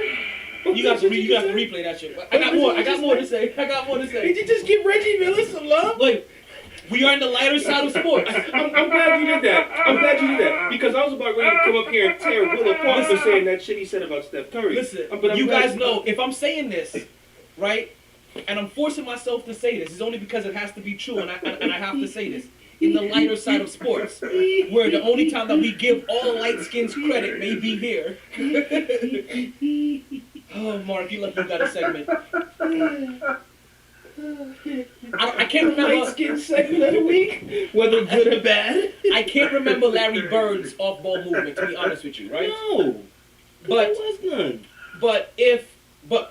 But Stephen Curry's off-ball movement. No, hold on. Larry Bird had off the ball movement. He really didn't need it because he was such a dog. Yeah, on the ball, like he had. Yeah, and I think he had some. I just can't remember it. That's what I'm saying. Yeah, he definitely did, but he was just such a man. He was just such an assassin, bro, and he wanted to demoralize you. His whole those guys back there had a different end game. Yeah, they wanted to. Oh, somebody threw punches. Punches thrown. Why is Cleveland? Niggas Not Cleveland. Chicago out here throwing punches. because they suck. They're Because they sorry losing. to Kirk, not my cousins. Who's trying to get on my shit? I don't I didn't know you even had Apple products in here. Maybe Munchkin does. I don't know. Munchkin, stop it! So, okay, so back to what I was saying. So, his off-the-ball movement is, that I can recollect, is really similar to only 3 guys. And when it comes to off-ball movement, there were 2 guys that I really watched and emulated a lot. But the third one definitely gets the respect as well. Right? Because he killed MyT with his off-the-ball movement. So I had a chance to watch it, very closely. Now, those same 3 guys, Ray Allen, well, we'll take Rip out I'll give Rip because he would develop it, right? But let's take him out of this equation because he didn't shoot the threes like that. Mm-hmm. But if Ray Allen and Reggie Miller were allowed to take, 10, 12, 15, 20 3-pointers a game because their team is shooting 50 3-pointers a game, oh my God. I'm glad Reggie Miller, I'm gonna be serious with you. As a Knicks fan, I'm glad Reggie Miller was basically limited to about 5 3-pointers a game. That the only way he can get to 9 or 10 is when you're fucking scorching fucking hot. Also, even Ray Allen though. Allen. I feel like if Ray Allen played in today's era, there'll be a whole different respect on Ray Allen's name. Bro, Yeah. Motherfuckers talk about Ray like they don't remember Milwaukee Ray. They don't remember him dunking on your fucking Seattle top of your head, Ray. They just remember this Celtics did like shooting threes was all this man did. I'm like, yo, please don't talk to me like that. That's why I had to throw Ray Allen in here because please, you don't know basketball. At 6'5", Ray Allen was a monster. If you think that Ray Allen all he did was just shoot, you don't know basketball. And there was another name that just popped in my head. You don't know basketball. It wasn't Clay's name. It's very disrespectful. But Clay has good off-ball moves. But damn, whose name just popped in my head for their off-ball movement and 3? Oh, Allen Houston as well. So if guys like that were allowed to take 10 to 20 3-pointers any given night, allowed to go 1 for 7 on a regular night, which some 3-point some guys do because you allow bad 3-point shooters now to take 3-point shots on a regular basis. Like the only way guys back then could take 7 3-pointers, you had to have been making at least 3 of your first 4. 5 out of 7. You had to be hot. When you hear about these guys making 9 3-pointers in a game, they were hot. They weren't allowed to take 22. James Harden. Over here sounds like a Jay-Z track. Especially if you're missing. For real, like you had to be hot. So I'm not gonna lie to you. I am glad that Reggie Miller wasn't allowed to take that many 3-pointers because Stephen Curry wouldn't have caught him yet. If Ray Allen was allowed to take this many 3-pointers, Stephen Curry wouldn't have caught him yet. And that's some real shit. See, I don't think he would have caught none of them. Stephen Curry probably would have just broken into the top 10. Because there's some guys. Mark Price. God, Steve Kerr, Allen, we're talking about Allen Houston, Rashad Lewis, Peja Stojakovic, Turkoglu. Right, I was just about to say. You took the words out of my mouth. That's crazy. Peja. That's crazy. Peja. God damn. Just don't let it be a game 7. Just don't let it be a game 7. We ain't talking about that shit that you keep on your hip either. When we say Peja. But go look him up. 143. You gonna love his game. Shit. just don't let it be a game 7. Or he might give you about 4 air balls. That's Sacramento to you, man. Woo. Woo. Shaq and Kobe. God. Shaq, Kobe, and refs. Did you come with me? Come on, B. Oh, thank you. Because I can really use a cup. I ain't gonna lie. Let me know. When you take the hard break, you can go downstairs and get some ice. Okay. What time is it? It's usually 10:17. Is it 10:17? You've been doing this for 2 hours already? Oh, damn near 2 hours. Hour 40. Heavy on the ish. Did I tell y'all already that Justin Jefferson gonna be the best wide receiver in 2 years in the league? No, you did not tell us that. Yeah, he will. He may be. LSU! So, speaking of college, right? Chilling with the fam today. I'm chilling with the fam over the holiday, right? And one of my cousins happens to be, he happens to be a high school coach. You know what I mean? Like in his town, or whatever. But he's basically like one of the top dudes. Like he was coaching somewhere else before he came back to his local high school, right? And then, but he's basically one of the top dudes for that southern eastern area out of high school. He was going to make it down to the Celebration Bowl, which I learned something today, because now the Celebration Bowl will be one of the bowl games that I pay attention to, because I learned that is the HBCU championship game. And no doubt, you know the reason why he was going to be there? You know, guess where he coaches out of? South Carolina. So he got an invitation to go there, because he's one of the top high school coaches in that area. And he had a couple of people. It's funny, he had two people in that bowl game, that he had pushed through school, and also two. And I don't know who won that game. Who? Between Jackson State and SCU. Oh, Jackson State got work. I remember when they were losing 17-7 the last time I saw them. They lost 31-10. Ooh, wait! I know that he was happy. I passed out. I was taking my routine afternoon nap. By that time, I was already like 4 drinks in. Like, listen, when you go to Unc's house, there's always food. There's food and alcohol. I was at the Crew Classic, man. I had to watch those high school basketball teams. Oh my! Y'all watching Charles Nagy cuss out this ref? It's crazy. What, the football game on right now? Yeah. What minute mark are you He at? might have a point. He started giving himself up. So what he's probably actually got a point, because Kirk Cousins runs. Actually, slide. It's He's coming a right here. half-hearted slide. I see it. But he obviously gives himself up. And so when he gives himself up, it's supposed to be, that's the yard of the game. When But the thing is, he's going forward. He didn't slide. He didn't slide. He went forward. Exactly. Yeah. Yeah, When you're going that's forward, his argument. But I'm not quite sure they say you can. It's 2 minutes. No, I don't know about that. That's the first down. I don't know about that. I don't know about that. That's the first down. Because if they showed another replay, his elbow touches the ground. The ball is not at the line. Right. But he rolls forward. But he gets touched before he rolls over. Is what I'm saying. Okay, I see what you're saying here.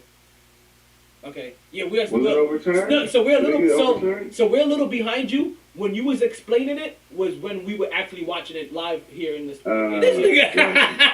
so yeah. We see him, you see him cursing out this. Yeah, we see it right now. I ain't gonna hold you. If I'm the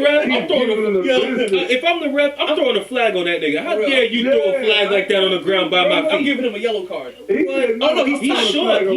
He's touched. He's short. It's like a kick. Oh yeah, he's behind him. Yep. Yeah, he's touched it and he's short. Man. He's definitely short. Because the ball is in his other hand after he's been touched. And that ball has not seen the line the game. I just need them to score so they can start throwing this ball. So Dalvin Cook is on the opposing team, and I don't know him having a great game. I go OBJ tomorrow. Dalvin Cook can have a great game. Knock on wood. He's on COVID protocol. Did he get off the COVID list? Odell. How you do this week, KJ? And what you do this week? Man, everybody was getting hurt. There's people suspended.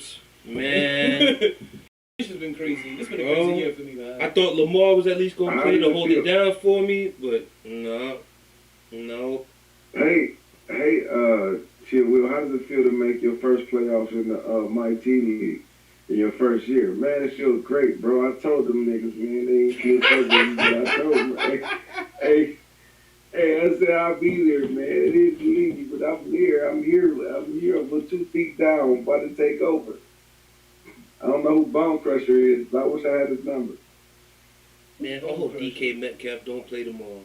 If that nigga don't play, I'm good. But yeah, so they overturned it, and Minnesota kicked it, and did they block this? Yeah, they blocked back on the 30-yard line. Oh shit! It's about to be a game.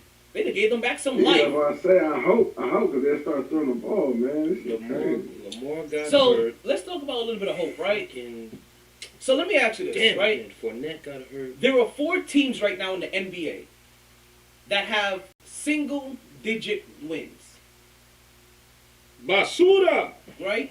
I'm sorry, single-digit losses. Oh, Single-digit Right. losses. There's 3. Actually, there are 3 teams with single-digit wins, and no, the Knicks aren't one of them. thank God. Oh, talking about in basketball. Yeah, I'd be flipping shit. there's 3 over. teams with single-digit losses. I'd be right? flipping shit over. Be some furniture Now, moving up in here. One of these teams, believe it or not, plays in New York.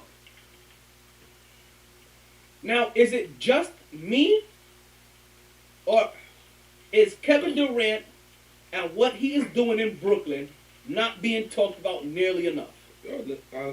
I'm glad you go there. I'll exactly tell you why. Go look at their whole schedule and see what impressive win do they really have. Go look at that. Go look at that. Okay, Every if I'm gonna do that, every then, team, if I'm every gonna, team as of right now that they have played that matters has been an L, a hot L. Okay, so hold Every on. single one. So okay, now you do that, and that's gonna make me look at Utah's record. Suns. It's gonna make me look at Golden L. State's record, and look at Phoenix's record. What you saying? Suns, L. Who else? Well, the Suns have a better record than them. They are a better team. They were at your house. They were at your house. That don't mean shit. That don't mean shit. Don't you pull that bullshit excuse. Are you serious? You want to talk about them being a good team? You at the house. Another good team come to your house. You come protect your house. They let Phoenix come eat on their court. They let Golden State come eat on their court. They let Chicago come eat on their court. Chicago was cooking. Come on now. Shit, me. So It just seemed like every Utah time- lost to the Heat. They lost to the Magic, the Pacers, the Heat again, and they lost to Memphis and to the Pelicans. And then they're on a 2-game losing streak, and they lost to the Spurs and to the Wizards lastly. Golden State Warriors. Now Utah Jazz. They have a record closer to the Brooklyn Nets. They're 20-9. Golden State Warriors are up there with the Phoenix Suns, right? Golden State Warriors, they have a record of 24-6. Last time they took a loss was to the Raptors, 119-100. Without Curry and all them. 76ers, Spurs, Suns went. Actually, wait. No. Suns did not beat them in Golden State. The Suns beat them in Phoenix. And then Golden State came back and beat them in some. I mean, and in regards to wins for They the lost to the Jazz, Hornets. Yo, who lost to the Hornets? you know what? Hold on 1 second. Hold the fuck up. Wait 1 second. Brooklyn smacked the Hornets. Okay, no, okay, The wait. Hornets Okay, smacked I was thinking Brooklyn, too. Orlando. Never mind. I was thinking Orlando. Okay, never mind. I was thinking Orlando. When I saw the Hornets, I was thinking Orlando. In my head, well, the phrase, like the next level of thinking I was gonna come out was based off it being Orlando and not Charlotte. And in Phoenix, they lost to the Clippers. And that's it. No, they lost to the Warriors. Where's the rest of the game? Where the rest of the L's at?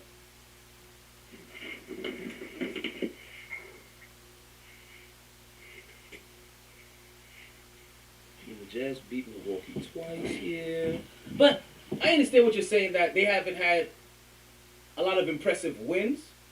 I mean, over the good you team. you But win, still, you play your but- schedule, but like I was saying, You're 20-9. You're you're number one in complaining. the East. I mean, like You're to in New mention. York. I mean, to mention how you're not being talked about. You're not being talked about because we expect you. You know, when there's a game that comes on that matters, we expect you to show up and do what you're supposed to do. We expect that. Is it wrong to expect that? When we go into a game with the Warriors against the Nets and you flat out lay an egg at the crib, the hell we need to talk about you for? Go beat a team that matters. Well, they still are understaffed. They don't have. Oh my God, T, bullshit. At the time that they lost to Golden State, Kyrie is all that they were missing. For them to get smacked like that, And they don't get that excuse. You want to know why? Golden State still doesn't have their second best player. Still. And they went out there and worked them niggas. Or their third best, fourth best player. And they still went out there, and they're still out there with 5-6 losses. And they have impressive wins on their resume. What are we talking about? You said who y'all said was the MVP? It's Curry. Curry. And part of the reason I give it to Curry is because of what I've been saying. Where's your impressive win at? Where's your impressive win so far? Who else in the running for MVP though? For some reason, who was it the other day? Zach Lowe had the nerve to just come out and pound his chest about Jokic. Jokic is great. Jokic is that guy, but don't come jack a player who when their team is struggling to stay 500. And yes, Curry's team was under 500 last year too, but we didn't really start jacking that MVP talk with Curry until what, March? So no Giannis this year. It's only Curry right now. Legitimate. So it's between Curry, KD, for sure. Curry and KD are DeRozan. DeRozan is in the MVP conversation for me. And real talk, the only reason why that conversation slowed down is because the last 2 weeks he had COVID, but when he come back, he go drop 38 and 19 in the fourth quarter on the Lakers. I'm gonna throw one out at you though. I'm gonna throw one out at you. Tell me what y'all think. Joel Embiid. No, 500. No, gotcha. Like Okay. for me to consider MVP and you're around 500, like you said, it's got to be around March, and you just really have to be playing around out of your mind at this point. I can't give you. I can't put you. I mean, because then if we're gonna go there, then Dwayne Wade still needs an MVP for his 2008-2009 season. They gave that to LeBron. I'm just saying. They gave that to LeBron, and Wade was definitely had a better season. And Carmelo Anthony And definitely. a lot of everything that's going on, but think about it, everything's contextual, right?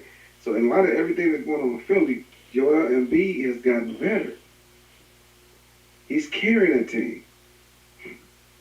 That probably shouldn't be 500. I mean, to be real, they should have, what's it called? If he didn't get hurt last year and miss all them games, he would have been MVP. Because you mentioning Joel Embiid right now, but we know how his story goes. I mean, not that I want him to get hurt. I don't, man. He's Not been that I want him to clutch get too, bro. hurt. He been closing out shots. He been like Hakeem, bro. It ain't too many big men you go to end the game. Trust me, I fuck with Embiid. I fuck with How many you got? Name how many big men that you would go over in NBA history to go to win a game. How many? I mean, or who was it? You just give me some name. Hakeem one. That's off top. That's the number one part. Kareem and Hakeem, them the two, right? Maybe Will. I ain't never seen him play. Kevin Garnett. It's got to be somebody who can make free throws. That's the only reason. Don't say Kevin Garnett. You're not doing Kevin Garnett. That's a no. Duncan. That's a no. Duncan. Okay. I would go to Kevin Garnett, Rasheed Wallace. Yes, Rasheed. Chris Webber. You're right. I mean, my thing is I like Joel better than I like Rasheed right now. You know, Jokic is the only other guy you would probably go to. We're gonna talk about that. I mean, I love Sheed. Malone. I love Sheed. Karl Malone. I love Sheed. Whoa. Wait, I'm gonna pump some brakes real quick. KJ just said some shit, and I want to talk. I want to bring this into the light. What's that? Hold on. He said, you know what? I'm gonna give you what he said. I'm gonna let you guys sit on that. I'm gonna go to a commercial. I like Embiid better than Rasheed. I'm gonna go on a commercial break, and then we're gonna come back and we're gonna talk about it. And now you can go. He likes. Say it again. I said I like Embiid slightly more than Rasheed. He likes Embiid slightly more than Rasheed. So with that, we're gonna take ourselves a commercial break. We're gonna come back. We're gonna get into that comment. What? Hey. You were just talking about how Steph Curry's not the best shooter of all time. So you cut the shit. I'm just saying. I'm just thinking about like Larry Bird, bro. Like Larry Bird. Huh? Come on, what's the argument? Wait, what about Larry You Bird? said the argument ain't no argument. It ain't no argument. Wait, what about Larry Bird? Wait, how did Larry Bird get in here? We talking about. He said he just said it was blasphemy. He acting like it was blasphemy that I said Curry ain't the greatest shooter of all time. I said I don't think he is. I think it's errors. Okay. And Larry Bird, I don't know who's better. Curry's not better than Larry Bird as a player. That's for sure. We're talking about shooting. We didn't talk about play. But as I'm talking about shooting, though, shoot. I'll take Curry. It don't get no more than that. It don't get no. Listen to me, KJ. How many go? Just YouTube. How many accounts of Larry Bird telling somebody, "Hey, on a team, hey, coach, don't even worry about it. They gonna give me the ball in that corner, and I'm gonna hit the game winner." You can, on more than one hand, count how many times somebody. If that ain't the greatest shooter of all time, I don't know what it is. And he go out and do it. His name is Stephen Curry, and he resides in Golden State. No. He don't do that. You ain't heard no. You literally hear stories of Larry Bird saying, "Hey, this is the play. They're gonna give me the ball here. I'm gonna shoot it there. You can't stop it. Good night." And he go out and do it.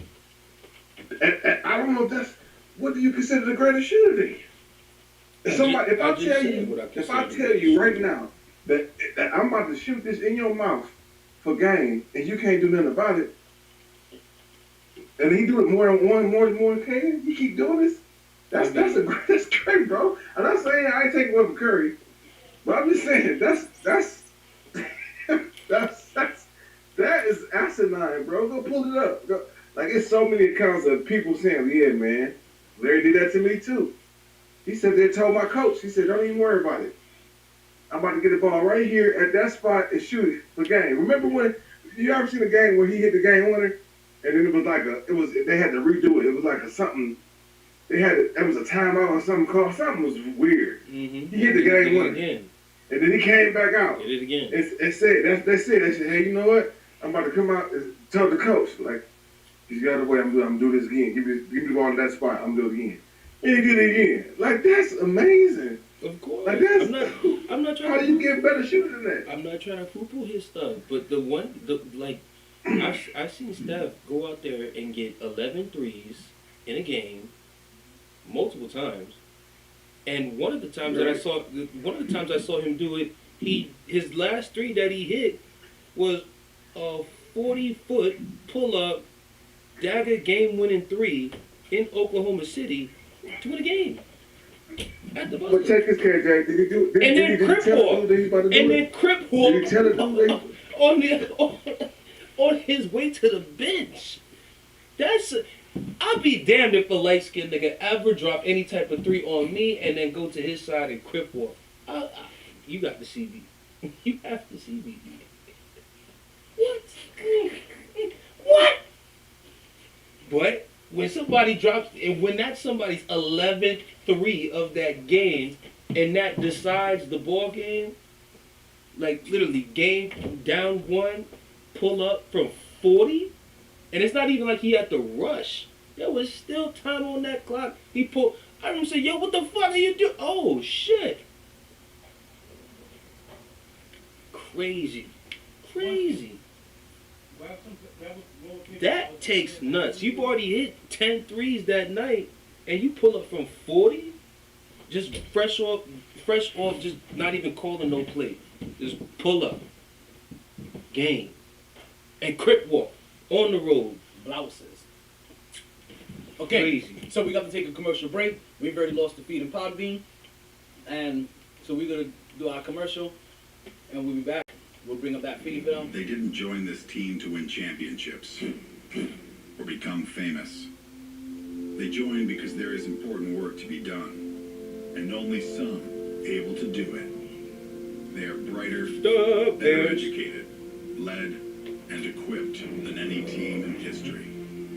They are doctors, lawyers, engineers, technologists, and combat troops, all prepared for whatever comes their way.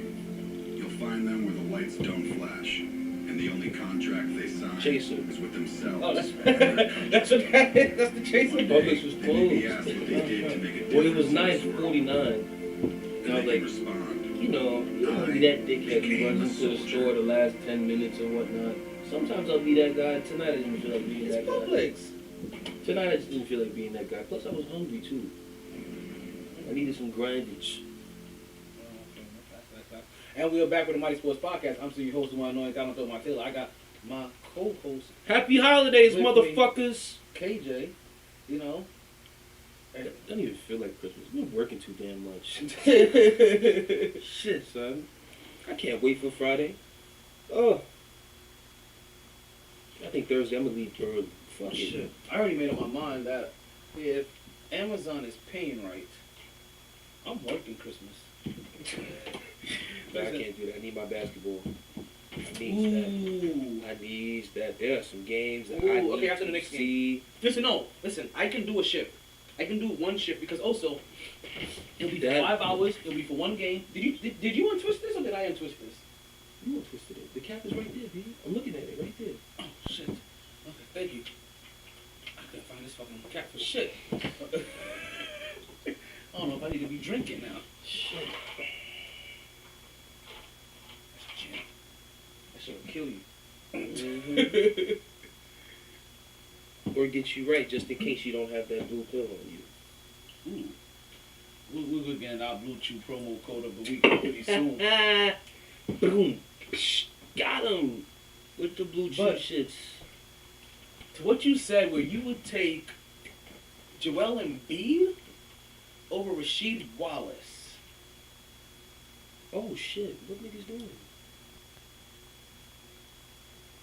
I don't know if I can co-sign on that. Don't get it twisted. You can't go wrong either way. You cannot. Rasheed's a Hall of Famer. Okay, because even if I did something for both of them, right? Where I take out Joel Embiid's injuries and I take out what was Rasheed Wallace's technicals, temperaments, that that left them out of games Yeah, or whatever. I gotta take that back. I forgot about Joel's injuries. I didn't have to worry about Rasheed with the injuries like that. I take that back. Because one thing I know, I can count on Sheedy. This ain't what I think it is. Oh, okay. I thought I saw something else. I thought, nah, this is like a, okay, that was like an off-riders commercial. For a second, I thought I saw something else. I was like, that shit ain't make sense. Unless it was a, wait, maybe that wasn't an off-riders commercial. Maybe that was a prosthetic joint commercial. That kid's elbow looked different. I was like, the fuck was on his elbow? I thought he scanned some shit. And it was gonna be some. Damn, Embiid, 41 and 10 tonight, 17 in the fourth, on the road. Yeah, I'm not. Yeah, I don't have anything against Joel Embiid because I think he's nice as hell. I just don't know if I can give him the nod over Rasheed because she was a bad boy. I'm only doing it off injuries. I know I can count on Sheedy. But that's the only reason I'm taking it back. I mean, but those technicals that Rasheed Wallace got was just as damning or damaging as Joel Embiid's injuries. I feel like. I think I think it hurt his team and what could have been their greatness or his greatness at times. Shit, what hurts your team is just not being on the court, period. Joel Embiid has stretches where he's missing literally 15, 20 games. Rasheed, if he gets enough technicals, he's missing one game. He was hurting his team in a lot of key moments because of those technicals. You're hurting your team by not being in shape to play. That's what I'm saying. Like I think that they were just as damning. No. But that's why I said like. But that's also partly why I started off my conversation. Like if I remove Joel Embiid's injuries and remove Rasheed Wallace's technicals, I'm still giving my nod to Rasheed. I think Rasheed was just a better player. And then if you put it, and then he's how I feel about Ray Allen, right? And if you put him in today's era and you give him that freedom, that he's probably the most dominant guard you're looking at. right? I feel the same way probably about Rasheed Wallace. And if you drop him, if you airdrop right now Rasheed Wallace in today's era, he's the baddest motherfucker alive. Like Joel Embiid and Jokic or afterthoughts.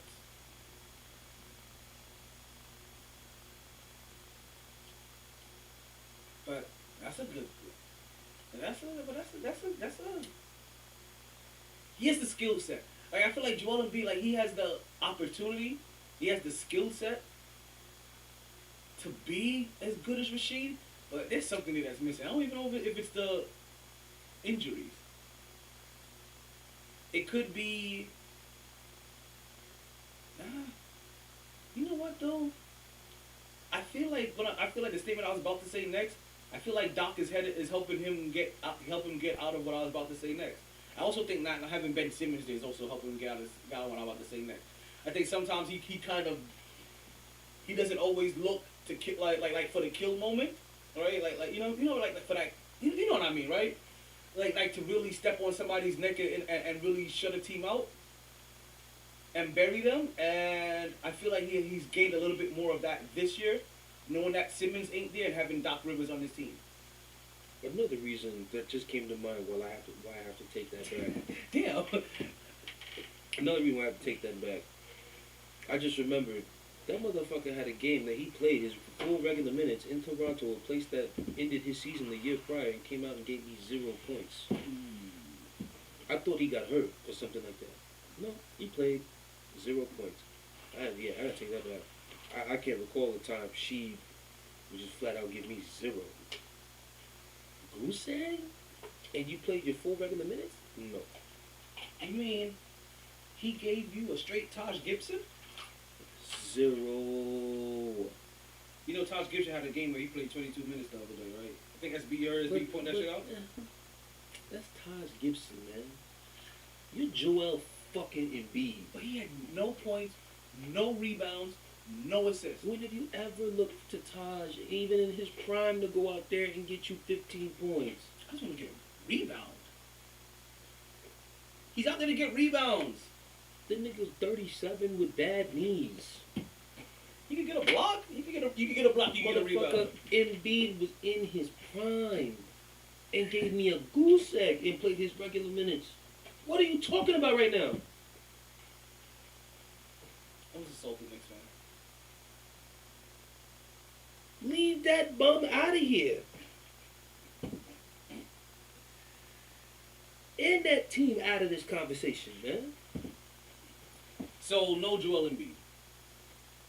We've got back to Rasheed. Okay, I can dig with that. I have a new saying that I don't want to say. Oh my God! He was laying there like he just took the shot from hell. Let's see what happened here. But this is like the third time on the drive that I've seen the fucking Bears, that I've seen Fields get hit with some late shit. Oh! Come on, man. Oh! Yeah, he's out of here. He's out of here, right? He has to be. Look, you dead ass right now? That's helmet to helmet. It looks like shoulder to helmet from the side. Like from this angle, it looks like shoulder to helmet, but no, that's helmet to helmet. And his offensive linemen are some bitch ass niggas, bro. Nobody checked, bro. Nobody. He's supposed to be from Chicago? I thought Chicago had more huevos than that, for real. That's why Chicago's pussy, yo. Damn. Pussy. Damn. And that's why Aaron Rodgers owns your bitch ass team. Damn. Take that bitch nigga off the field. You let a nigga with a purple shirt hit your quarterback and get away with it like that? Bitch ass niggas. That's why your coach is bitch ass nigga. That's why your GM is bitch ass nigga. That's why your city is bitch ass niggas. Because you get away with shit like that. Damn. Whack ass wannabe New Yorkers. Get the fuck out of here, you sorry asses. Damn, what Kanye do to you? And you got a dumbass rapper who thinks he can fucking be the president. Get the fuck out of here. Yeah. You know what I mean? Tell him, son. Yeah. Yeah. Yeah. Whack ass rapper. Well, I ain't say rapper. Crazy ass rapper. Crazy, there you go. That There you go. Hey, whoa. I ain't saying that. I ain't saying whack. Sheesh. You sure you ain't say that? Like, No, I didn't say whack ass rapper. No, crazy ass rapper that wants to be president. And also, Tom Brady's a fucking bitch. Listen, when we talk about him, I want to hear that shit the whole time. I want to hear that shit the Hey, you whole know what? Tom time. Brady's a fucking bitch. I want to hear that the whole time. I'm from New York. And you know what? Tom Brady's a fucking bitch. You heard? Yo, you know Trey Young was still good? Trey Young. Trey Young. You got nothing to do with this. Trey Young. You got nothing to do with this. You don't got nothing to do with whatever. this. But anyway. Listen, they But- had a, listen, Listen, they had to Justin do that Fields. interview that I got that from. Listen, Justin Fields, whenever the opportunity presents itself, leave Chicago, son. Leave. They let you get hit like that, and Nobody can nobody yell. check that. I think I see more people coming up Baker Mayfield. A light-skinned nigga with a understand this, ladies and gentlemen. A light-skinned nigga with his hair flowing like he should be on the next Head and Shoulders commercial, with a purple shirt, just cheap shotted your quarterback, and no offensive lineman stepped to bro. What the fuck, baby? I'm just saying. Leave Justin Fields. Pull up Deshaun Watson as soon as you can. That place is not good for you. They're bad for your brand. They're bad for the company, son. And then you got bum niggas dropping passes like that.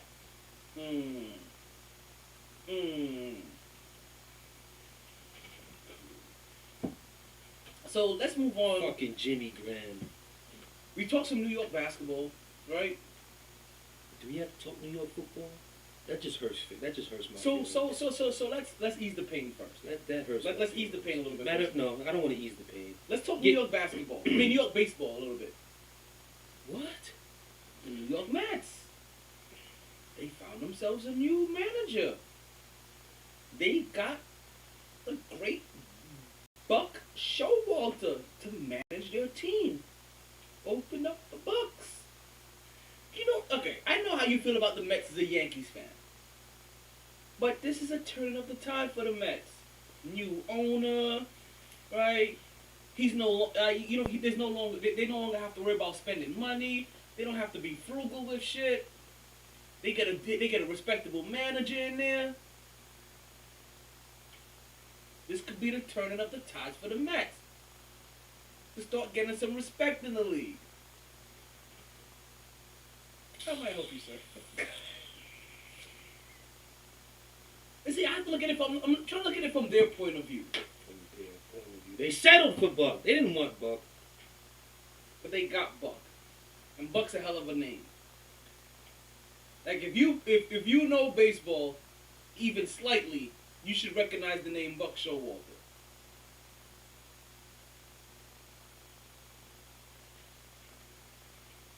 So big up to the Mets on finding their guy. Finally. And then Why did it take so long? Were people really upset that he was out here tweeting? Because him tweeting is still no different than Jerry Jones having a weekly spot on a radio show. shut the fuck up and cut checks. You just got here. At least go win 3 Super Bowls like the other owner did. I don't care how long ago it was. At least he done it. You just got here. Shut the fuck up and fall in line, bitch. I think times are different.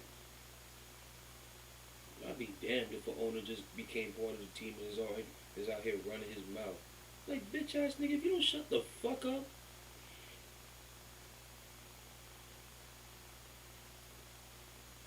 So let's move on. 'Cause that's what I got for the Mets. It wasn't even worth bringing up.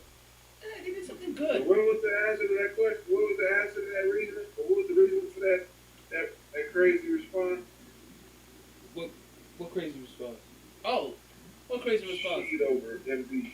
Oh, I already took it back. Sheet. I already took it back. Yeah, a lot happened Since the last time you tuned in, 14 minutes ago. See, one I was ready. I'm telling you, I was ready. See, one thing about me, Will, if I say something and I know what really wants evaluating it, it's like, nah, that ain't it. I'ma own that. I'm not gonna double down if it's wrong, like some people. Yeah, SB. You see what I'm saying? My point right there. I can be convinced. I can be convinced too. I just sometimes it takes some convincing, but I can be convinced. No, I had to take it. I had to take it back for two reasons in terms of Embiid and whatnot. One, the injury. I can't depend on I can't depend on bro for Embiid. And so I know I can depend on She. That's one. Two, I'll never forget that too. But the second thing that came to mind, and this is something I'll never forgive Joel Embiid for. Toronto ends his season with the lucky bounce that Kawhi got, whatever. The next time Joel Embiid come in that building next season, he played a full game and gave me 0 points. 0. I never did that. No, look it up. Look it up, B. I'm telling you right now. I believe you. The next time he went, I was so mad. I remember the next time he was on the pod, I ripped this nigga for like 15 minutes. I said, yo, this team ended your season last year. And you did all this talking about how, like, you ready, how that really left something. And you went out there and played your full minutes and gave me 0 points? Not even a fucking free throw? You was out there pulling a Roy Hibbert. Just taking up space.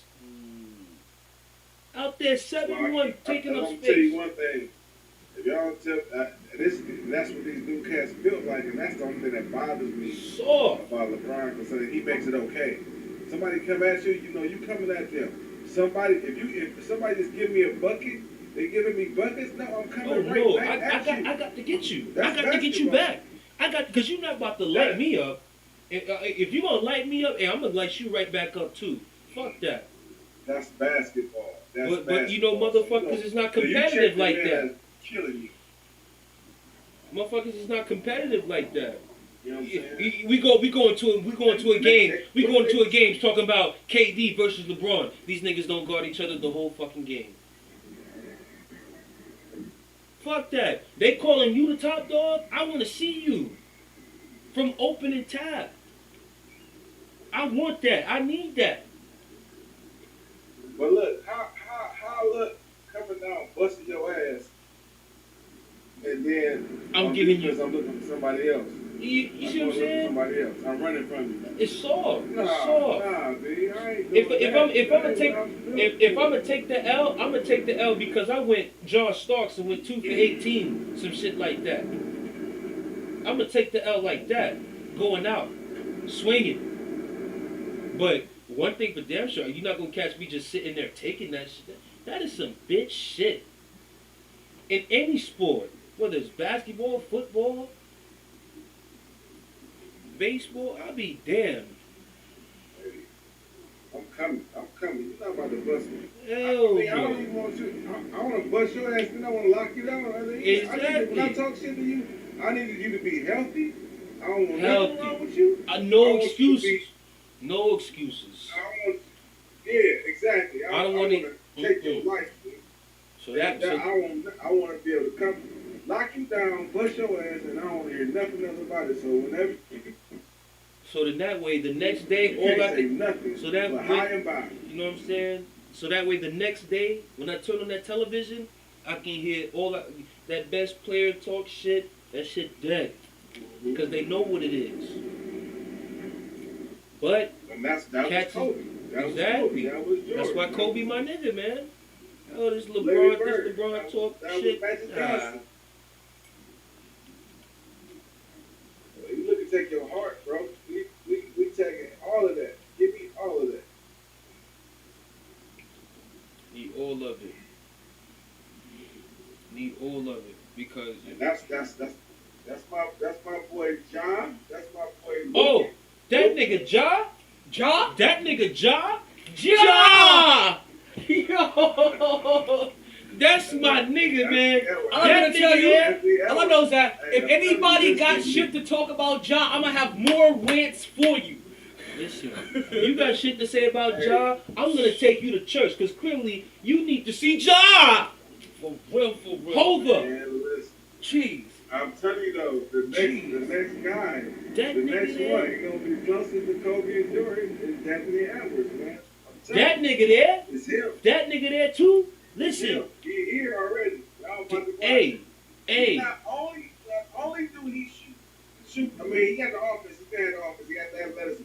But the boy would lock you down, and he gonna take the hard. He already doing shit that Jordan and Kobe do. And it's the first year. leadership. Who's He the talking leader of that Anthony team. Edwards.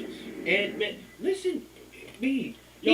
He's got Cat playing better. Yeah, we talked about this. Yeah, We and talked that's about the crazy part. Cat been in the league for how He know how to goddamn deal with long? these young divas. He's the perfect hybrid. He's the, Jimmy Butler couldn't even get Cat playing better, to deal with man. these divas. Jimmy fucking Butler couldn't even get Cat playing better, but this nigga Ant in his second year at age 19, 20 got him playing. Nope. Got him playing with an edge, some But type he of know how to approach attitude. these guys. He know how to fight. Like he probably opposed to come down and he probably say, Bro, he's the "Dog, realest. Bro, come on, Bro, he- time." Bro, he's the Dog. realest. He's the realest nigga right now. No, He's you one know, of the 'cause realest niggas right now. Chillin and I talked about this a couple weeks ago, and he said he made up a good he said a good point on why they respond better to Edwards than they do Jimmy, because Jimmy was coming off as like a big brother kind of shit. You know, like too much as a big brother, like like father Like figure. father type. So they automatically rebelled against him. He's like their younger brother, and he's over here trying to push them like, hey yo, come on, let's do this, hey, let's do this, you know what I mean? And he's also finessing like, okay, I know how to mentally handle my older brother that don't want to like, hey, let's go this, hey, you know, hey, I'm about to go shoot, hey, well, go shoot with me real quick. Like, damn, I can't let my young nigga go balling. I'm not balling, so now he gotta go step because Cat is supposed to be the face, and he's I ain't Oh, gonna that's lie. just that. By the end of the year, Don't get it twisted. If Cat also probably sees that, damn, this dude is about to take my spot if I don't step the fuck up a little bit. that's exactly what's gonna happen. That right there too. Yeah, he gonna, We didn't mention that part. We didn't mention that part last time. That's That exactly. That's he what I'm could be seeing thinking. that. He could be seeing that motherfucker over his shoulder. Like, if I don't step up, If this I is no don't get longer my called shit Anthony together. Towns' team. It's about to be Anthony Edwards and called Anthony Towns' team. Before it becomes just Anthony. And then it's gonna be Edwards. just Cole Anthony's team because once they get dual billing, it's a wrap. It's gonna be Cole Anthony Towns and Anthony Edwards. It's gonna be Anthony Edwards and Cole Anthony Towns. It's gonna be Anthony Edwards. All I know is every time there's a microphone in front of that dude's Yeah, face, that's I need to be inevitable, tuned though. in. That's And then I need to be tuned And then in. Anthony Edwards is gonna play with Bronny Jr. Not Anthony Edwards. Cole Anthony Towns is gonna play with Bronny Jr. or LeBron Sr. He's gonna This is crazy. LeBron is gonna I'm trade so Anthony glad Davis for Cole you Anthony stopped right Towns. there. What's that? Bro, I'm glad you said that. I need us to stop right there. You just mentioned a subject that I was talking about earlier that I was not sure about, and I What's wish that? I had y'all on to talk about. Ronnie Jr. How y'all feel about number one? He a junior, ain't he? No, He's no. a junior. Yeah, sophomore. Oh, you mean in school? In school, you mean? Oh, what's it? Is he even a junior? Or is he just I Bronny? don't think he's a I think junior. he a junior. I think he is. He's like 17, so that make him junior. Oh, okay. At So least. he's talking about fast. I don't know. I honestly I don't don't know. know. Can we find that out? I'm thinking he's a junior. Because I'm trying to search right now. to be honest with you, because I don't follow high school sport. I'm not gonna follow high school basketball. Honestly, I do a little bit. That's a shame. All of Instagram, I high school watched some fans, good like, I follow Mikey basketball at Williams. this tournament. But this is what I want to bring Oh, up. that's tournaments. He's I not do even that, the top. Where am I gonna I watch don't even that? think New he's the York, top 50 high school Mount player. Vernon And he came goes down to one here. of the best schools in the nation. Word. High schools in the nation. He's not a top 50 player. I don't think he's top 50. Is he a top 50 player? I do not think he's gonna be. I think he's good, but I'm not quite sure if he's gonna be good enough to get drafted. Well, it don't matter. And you know what though? I'm gonna tell you in a very weird way. For when he comes into the NBA, it may be better that he doesn't get drafted because he's gonna He have don't make it though. no because he will He'll make make it. it. He He'll make it. He will. Yeah. He's gonna make it. He's gonna. Do you Somebody- know who his father is? somebody's gonna sign No, Somebody's gonna sign I'm not saying LeBron he won't. James' son. I'm not. They're not gonna leave LeBron James' son out of the That's what I'm saying. Listen, bro. So that's the caveat to me. He may not No, be good enough to make the alright. draft. Was it on a Good. 10-day contract? No. It could be on a 10-day contract, but it might not. Listen, I'm saying, y'all, listen to me. I'm telling you, I don't think he's that good. So no matter how we want him to be in the league, no matter what, I don't care how much you want Jello to be in the league. Jello's still a 12th man on the NBA team by coincidence. What if he's not as good as Jello? Damn. I think he's better than Jello. No, Jello ain't no bad player though. I think he's not better than bad. Jello. He's the best shooter out of all of them. He's the best shooter out of all of them. He's the strongest out of all of them. I mean, he's probably the best rebounder out of all of them. So he ain't bad. It's just, I don't know if he's that good. I know he's not better. I don't think he's good as Zaire. Zaire is decent in the G League, but I don't know if these guys, just because they're their sons, gonna be able to make the league. I think Because LeBron. I'm gonna tell you right now, Well, okay. and let me tell you why. Because there are sales. There's little. You know, they got a basketball camp for 25 people are the best players in the league in nation now. They just go to school for basketball, like a challenge. It's a high school centered around basketball, Mhm. the curriculum and everything, and they literally prepare these kids right now since they can make money. Right now they prepare them. They open up these camps. They got Mikey Williams in the world. They got the number one. They got all these players around here that are super athletic. They're already 6'8", 6'9", 10.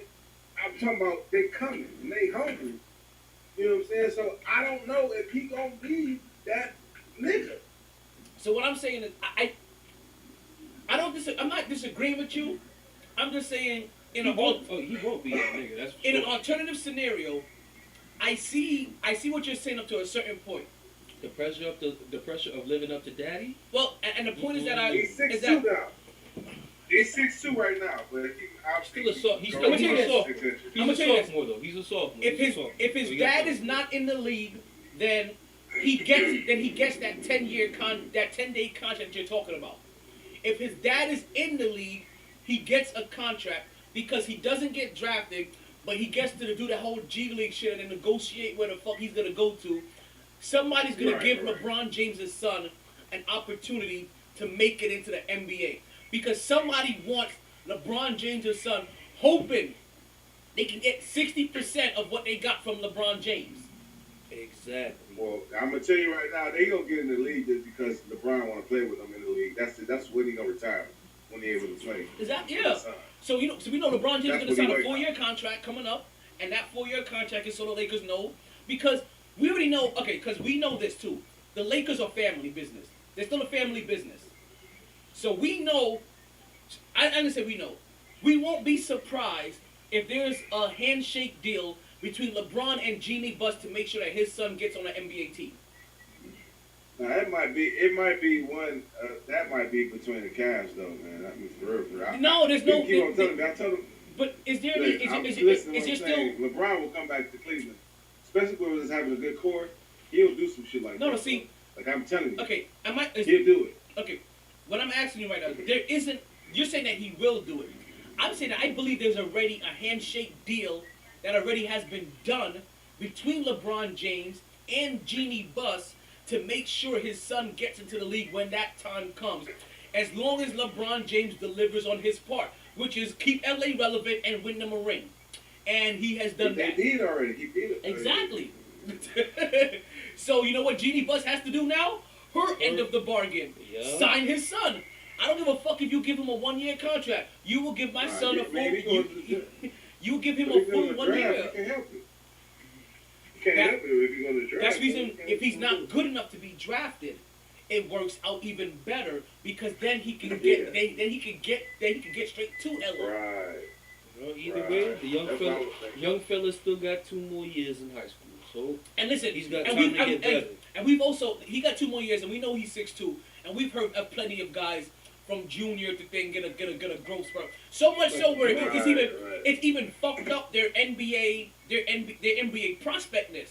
And they've grown so much into their new body, like damn, it took away from their skills. I don't hear AD. I think AD. That could have been AD's problem. He was 6'2". He was a point guard. Yeah. He was supposed to go to Cleveland State, I believe, or something like that. Then he grew like 7 inches. 6, 7 inches. Yeah. Yeah. And then Kentucky was He was like, hold supposed on, to man.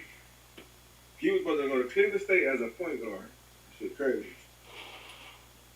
And then Yeah, so we Kentucky hit those- got so- whiff for that. and So said, I also "Hold know on, that player." with LeBron James's kid, like it's too early to write his story because we don't even know what his final body type looks like. You know what I mean? Because I guarantee you, if he grows 6 inches suddenly, it's a wrap. He's in the NBA. Like, Oh yeah. I'm not saying he ain't. I don't know. He might.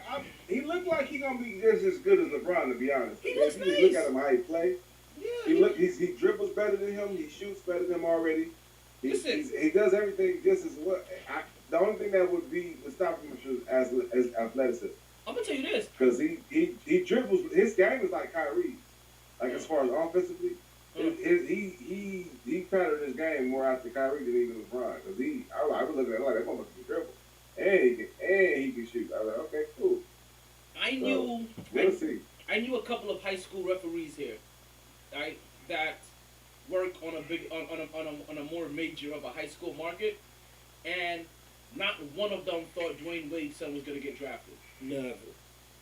Not one. I've seen bro play. Just let you know. But he chilling in the G League right now. Like so, So and I'm not gonna lie to you. When they said that shit to me, I thought they were hating, only because they were older white gentlemen. That probably was the only reason I think. Like I'm but he like, ain't athletic as him though. no, he ain't. athletic No. as Wayne. And, but He got LeBron his James' skills son as a leader. is dumb athletic. That's one thing he is dumb athletic. But you know what Who, though? Zaire? No, No, Bronny. Oh, Bronny, yeah. You see, Zaire He don't need it. ain't dumb athletic. He just okay. He's He ain't dumb 6'2". athletic. He ain't like He's Williams. athletic. He's not Michael Williams. He's not Zion Michael Williams athletic at all. Not even close. He can dunk. But But see- he still got the dudes like picking him up by the waist and doing windmills and shit. Like the center, just a video posted of him, the center pushing him up by the waist and him doing windmills. So he athletic, but he ain't. He dunking, but he ain't. You know what I'm saying? He ain't Michael Williams. Oh, my He's sugar not just Mikey popped up. Williams. My sugar just popped up in the pocket. That's funny.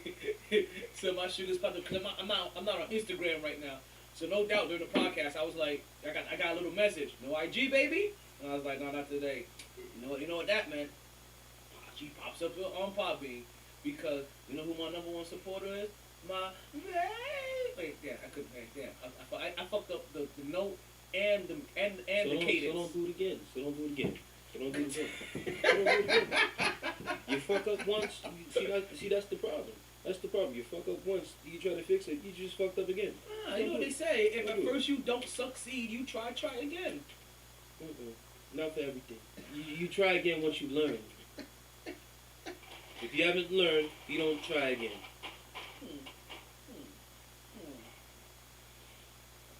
You know who that sounds like? Urban Myers. He's just a hoe. This is how low we ain't been on the podcast. He's just a hoe. So, He's just a hoe. okay, real talk. We're not He's a surprised. hoe. Nobody here is fucking surprised. We've been on here now for weeks talking about we don't know how long he gonna last. The only reason we thought he would last to the end of the season is only because of how owners think or how protocol goes or how they like to go through the what's the word I'm looking for? The due diligence, the minutia shit. You know what I mean? They just want to go. They want to go through the exercise of futility. Oh, let's wait out the end of the year. Or they usually wait till like there's 3 games. Now there's like, you know what? We finally seen enough. It ain't like they didn't want to get rid of you when you were showing when you had videos of infidelity. They didn't want to get rid of you when you were hiring racist coaches. They didn't want to get rid of you. Like, it took finally you kicking a kicker. Because you know in the military what that adds up is a pattern of misconduct. Like, there's 3 unrelated instances of pattern of misconduct. Sorry, homeboy, you gotta go. It was just head scratcher after head scratcher after head scratcher after, you know what? Nah, you ain't clean. He's just corny. He's just so corny. He's so corny. now it's not. I'm not surprised he got fired. I'm gonna be surprised now at what college coach is gonna pick him up. Let me ask you. Okay, on top of that, let me ask you this: since we're watching Monday Night Football, 17-3, Green Bay, 2 minutes to go in the game. Green. If you're Louis Ridder, you take that job? What job? Now think about this. This is you also just trying to get your foot in the door. No, Lou. If No, you're Lou. Louis Riddick, No, Lou. Don't do it. look, quarterback, No. running back. No, Lou. Don't do it, Lou. Don't do it. Don't do it. Here's why you don't do it. There's a difference between the opportunity in terms of getting your foot wet. You being set up for failure? Yes. But don't they do that to half the black coaches anyway? So don't For do first that. time? So don't follow into that. Don't do that. Don't follow into that path. Don't be thinking, let me take on this challenge. No. Is that not a better? Because you know what? We're at a point now where you know what? We don't need to be taking them shit jobs. Just as you know, baby, you can't have me on speakerphone when you join the podcast. You have to be talking to me regularly or through your headphones. But I will definitely get you the invite up here. I mean, I am not for it. I know Jacksonville seems bad. Up. Do they not have enough good things? No. Just the court. Come to think about the court. I'm thinking about Sunshine. Sunshine isn't enough to be like, hey, let me take this job. I've seen enough from Sunshine. I've been trying to get my foot inside of this coaching door. I think I can do something here because Jacksonville was just in the AFC champion. But am I mistaken, right? Weren't they just in the AFC championship 4 years ago? Answer that question though. I'm not trying to hear nothing positive about Jacksonville's situation when you have the fucking Players League who literally tells free agents to not go there. That happened too, though. You guys understand what he's saying. The NBA Players Association 2 years ago, not this year, but last year, was warning people not to go to Jacksonville because of how shit was fucked up. You understand? You understand that? And it didn't get better. Wait, That's the whoa. problem. No. It got worse. No. Do you understand? You think Houston is bad in terms of what happened this past At least offseason? the league ain't. There's the Players League is still saying don't go to Jacksonville. You know the Giants were back like that once before, right? Where the league had to get But involved. the Players Association is not saying don't go to the Giants. Cody could never say that. They're saying don't go to Jacksonville.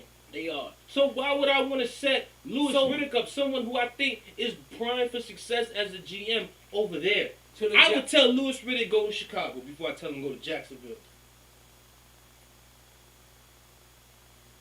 You just call Chicago a bunch of pussies. And I also just said I would tell Louis Riddick go to Chicago before you go to Jacksonville. So that lets you know what I think about Jacksonville. You love pussy. No, Oh, I mean. I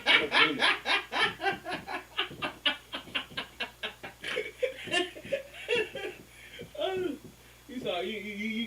You know that was coming. No, not really. Oh. It really had no purpose. My bad. It had no Yeah. purpose whatsoever. I'm a left fielder. There are so many GM opportunities. Louis Riddick, go fix the Giants. Well, Go fix the Giants. Don't take that shit to now, Jacksonville. man. I think me and you Leave, both. Leave But why Jacksonville not go to alone. Jacksonville, y'all? Oh my God. Hey, listen. Come Why on, not go bro. to Jacksonville? Chill, bro. No. Okay, so. No. Why am I gonna set? Well, Can you Chill hear Will? us? Can you hear us, Chill Will? You got on it. I can't. Why not go to Jacksonville? Why not go to Jacksonville? No, don't Well, go to you know what? Jacksonville. Let me ask you, Chill Will.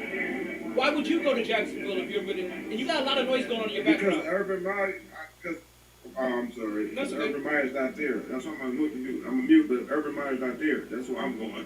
And I got a quarterback with a running back, and I got a decent team. I mean, he got a decent team. Listen, It's something to start with. let's I would think if you're going to start. That was my method of thinking. Let one of those crackers fix that situation over there in Jacksonville. I'm tired of our black people just going to any old job because the opportunity's been given to us. No, we deserve to have opportunities like how Steve Nash got his opportunity in Brooklyn. We deserve opportunities like that, where something is basically already set up and they just roll it to you and you just take it to a whole nother level. So is the coach job opening next year? Is the coach job opening next year? No.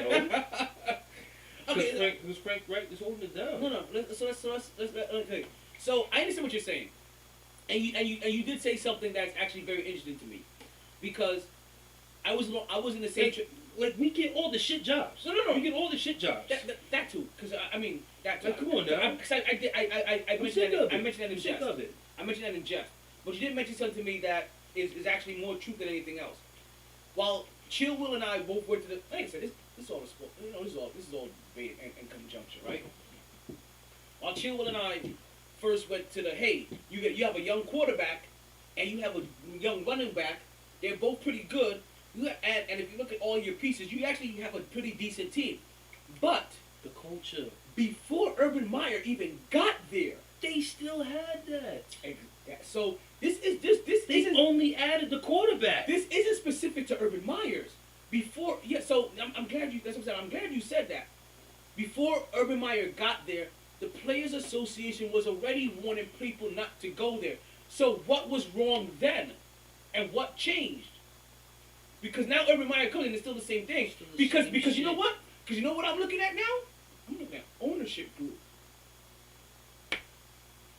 Maybe I don't want to be over there with Jacksonville. Because if you ever lived in Jacksonville, Florida, or driving through Jacksonville, Florida, there's still a few signs in Jacksonville, Florida that will tell you that some people may not be quite welcome there. It's also in Fort Myers, Florida, too, just to let you guys know. My bad, I'm at the restaurant. That's okay, we understood. What situation you gonna step into that's perfect? It's impossible. Dog. Like maybe you said don't go to that one in particular, but most situations you step into, if a coach Well, is no fired, situation is perfect. Like Situation is perfect. Like Giants aren't perfect. You gotta fix the O-line. But I would You tell- gotta evaluate Right. the quarterback. But I would tell Louis But you don't gotta. Riddick, But you don't I gotta would worry say about the something. culture though. You I know. would tell you tell a Louis call. Riddick to go there before I tell him to go to I'm in the Giants Jacksonville. podcast, and the Giants are way worse off than the Jacksonville Jaguars, bro. Talking about owners, talking about ownership group, talking about GM. That But is at least way they've had some type of worse job. success You know in what? this new century. You know what? No. Chill Will actually said something too about the Giants. The Giants organization does not fully empower their. Blacks. They got the Yes. worst line in the league. No. They got quarterback. No. Their general manager and coach, they're meddling. The ownership group for the Giants are very meddling, just as the Yankees are. The Giants ownership group is actually very meddling. The reason why they keep bringing in guys that kind of know how the Giant system work is because they do a lot of shit behind the scenes that undermines their general manager and undermines their coach. And if you have a coach that isn't a Bill Parcells, that isn't a Tom Coughlin, they kind of walk over you with their meddling. Because at the end of the day, they meddle Tom Coughlin's ass out of there. At the end of the day, you can't just tell me that these coaches and that coach felt comfortable benching Eli Manning. Nah, there was some conversation and some meddling that was going on. But when it didn't work in your favor, you explained to them you were going to be the fall guy. You're right. So there's some bad shit about the Giants being part of the Giants too. We don't hear about it enough, but it's been coming more to light. There's some meddlers. There are really some meddlers. That's the reason why they keep looking for people that they've already worked with. It's not just for familiarity. It's because other people won't put up with their bullshit. It's no different than honestly working for the Cowboys half the time. But I'm saying this too, like, look, it's very That's rarely saying something. opportunities in the NFL come. So you gotta take them first of all and try to make the best of it if you can. And then number two is that you probably gonna take about 2 or 3 jobs before you become that nigga as a coach.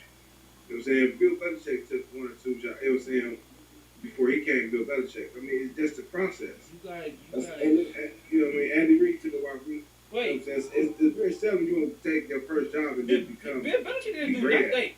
Did Belichick coach in Cleveland, or was he a backup assistant coach in Cleveland? He was a head coach. He was a head coach here. He was assistant coach too, I believe, but he was a head coach here too. And we fired him. So he didn't get called in. He took over because like next in line kind of shit. And then he played. And then he flirted with the Jets, and then went straight to the Patriots. He signed with the Jets for 1 day, and was like, "These niggas are dysfunctional. I'm going to New England. I'd rather have clam chowder than Broadway. I'd rather work with the guy that owns the cheese company than the guy that owns." You guys know better than this. You guys know better than this. What? You know better than this. What I do? You're saying take the opportunity in NFL because it doesn't come often, but you already know that us African Americans, when it comes to just general manager or coaching, Oh, they have to get a second shot. one shot. Yeah, it's So one why shot, would one I kill. waste my one shot on Jacksonville? You don't get second chances unless you prove to turn that shit around. Come on. Like I'm not wasting my one opportunity on you Jacksonville have to turn that Jaguars. shit around like Tony Dungy. Did Tony Dungy get a second shot? Dungy coached 2 spots. Where? He coached in Tampa and Indianapolis. Yes, okay. But Tampa had won the championship, damn near. But they didn't. And once again, they're right on the cusp. They escort the black man out of there, get Chucky up in there to go win the championship, claim it as his championship, when we really know whose players those were. And it was evident because they never sniffed another Super Bowl again the rest of his time there. And we could probably see why. Meanwhile, over in Indianapolis, they were in conference championship every motherfucking year. But no, let me tell you this though.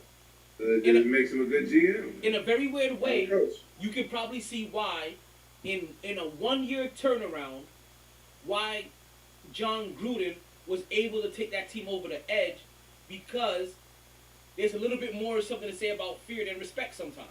If he comes in there with that racist, sexist bullshit, motherfuckers, you know what I mean? And that Which, according to Keyshawn Johnson, he did.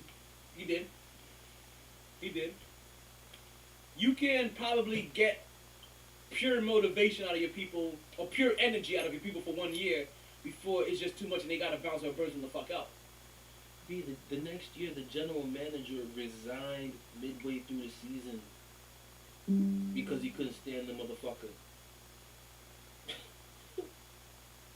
Well, now, there's a reason why Tampa never sniffed another Super Bowl again with Gruden over there. And there's a reason why Oakland never sniffed any real success. And see, because I'm telling you, it really makes you look at all of his moves. Remember all those moves he made in the first 2 years, as technically, supposedly establishing whatever. They kind of look suspect now. Actually, all of his moves now look suspect. Like it doesn't matter if they were legit or not. They now all look suspect. And that's what you do when you reveal your true colors. You're phony, and that's Keyshawn. Keyshawn doesn't like phony people. Like, hey, if you need to tell me some shit, just be truthful with me. Be truthful. He said John Gruden was always a little bit too smiley, and then smiled 1 second, and as soon as somebody left, just talked behind their back, and he never liked that. Oh, Ken. Jake Paul gets another knockout. Did you see that hook? Did you at least see the hook? It was a nasty hook. I just know that he still refuses to fight anybody that can actually really box. Like, you're a boxer, and you're trained in boxing, and you refuse to fight anybody that actually boxes. Like, I was actually showing him love, and trust me, I had my time laughing my ass. I had my time laughing my ass off, watching Woodley lay there like a South Park character. And then Jake Paul started talking about who he wanted to fight next, and he's calling out more UFC fighters in terms of Masvidal and who else did he? And I'm just like, there are women boxers there are women champions right now that want to fight him that he won't fight, and because they will knock him the fuck out. I'm just like, my brother, why every time you wanna call somebody out, you go to the UFC? Because their names, Nate Rock. Because listen, even I want to see him fight Nate Diaz. Earl Spence is a name. Bud Crawford is a name. He can't fight those guys. But see, that's the problem. You want to keep. He's an amateur. You want to keep boom boom. But you know what? Like Shannon Sharp said today, keep the antics up. Keep it up. Keep calling the people you call out. Keep fighting the type of people you're fighting. Because eventually, when you 20 something and old fighting these shits here, eventually you're gonna have no choice but to step to somebody real boxing who's in their prime. You can't Who's hide in their amateurism prime. no more. You won't be can't able to hide hide. Whether it's this year, next year, the year after that, you eventually will get exposed. He'll make his Billy alright. He won't care. Exactly. That's the problem. That's what I'm saying. Keep making your money. Keep making Wait, your why you money. care? It's a Keep 3-year making money. process. Because when you get exposed, the jig is up. Because he's that fighter. The moment he loses, it's a wrap. The jig is up. And he can't lose. You will not book another fight again. Nobody wants to see 28-1 Jake Paul fight some UFC guy. No. You're some no-name amateur guy now. No. It's the excitement out of you're undefeated and you keep doing I this. think y'all so wrong, bro. I think y'all so wrong. I don't think he can sell after he loses. Look, can I say this? Yeah. He know this. Y'all not telling me he don't know. They got clauses where they can't even knock this dude out on purpose. This is all for show, bro. Well, He's making money off of this. The only time he couldn't get knocked out was in the Mayweather fight. And we just lost the real That was deal. his brother. My point is that what y'all talking about The same person to me. is not the end game. The end game is to make this bread. Yeah, the end game And, is to make and it he gonna bread. keep picking people he can beat because that's the end game. True. That's just Of for show. course. He know he can't. Keep He know making. he can't beat no real boxer. Listen, keep You know this. making your money. Keep making your money. All I'm saying is And if eventually he you lose, will have to all he step. gotta do is, let me tell you, if he lose, he's gonna set a rematch. Then he's gonna set a third one. And then he's gonna fight somebody else because he's talking stuff. Because he can do that. Because it's just the idea of me watching And him you know what? fight Justin Timberlake, I'm going to tune in. And The so idea and of me watching him fight, I don't know, Mike Tyson or whoever, you're gonna tune in, whether he done lost 3 or 4 times or not or 2. I'm just gonna, you wanna see celebrities fight. They're gonna do it. and that's our As show. long as it's the folks. right person. Sorry, B. I tried. Honest. 3 hours already. All the bandwidth in the world couldn't keep me contained. You better go No get the checks. lag. No lag. Go get the Let's checks. give you some bonus material. YouTube Go share my exclusive. talents with Podbean Podbean exclusive. Live. Because Oh, man, you ought to take the pod there. Just a lot later than a lot of listeners. Let me get prepared for the bonus segment. The bonus segment. Last the real gap. motherfuckers is dead ass jacking how that last fight was rigged and Maybe shit. not the last. Or set up and staged and everything. I'm like, bro, you're not telling me Tyrone Woodley signed up. You We're talking to improve so we're not talking over. Garbage. MyT podcaster. Pot it down now. Like, treat this like the in between rounds. Drink some water. Last call. Get an ice pack on the back of your neck. Get some Vaseline on. Bars closed. Take a hit. We're about to come back for another round. Sun's out. Heard the casino got a buffet breakfast. Don't want to go far. Wild night. Tired, B. Tired. MyT. Sports. Bonus reel, bonus reel, bonus reel, bonus reel. Alright, let's get back to this. What's going on, G Money? We see you pop up in the podcast. Don't be sneaking in here. I mean, we know real G's move in silence like lasagna. Well, we trying to sneak into this motherfucker. Make yourself known. We see you. How you doing, baby? Yeah, what you want to tell Joe Byron right now? Bing bong. Nah, so what were we saying? What were we just talking about for bonus reel? Right before the podcast ended. KJ? Oh, my fault. I got hit. Well, I just started seeing all these power memes. That fucks- Oh, okay, so we was gonna say, okay, so you know, you're right. Tariq. I see. Okay, so I'm on the fence now, basically, because I don't believe that he'll have another, that he'll make money like that afterwards. But Chiril did say something very sweet, like, see, Yeah, of course. It's I'm not, always cause you know how about to, I don't like to think outside the realm of possibility, and he threw in a realm of possibility. He'll get a rematch. Then they'll get the rubber match for the tiebreaker, right? Because some shit would happen, so they'll get the third match.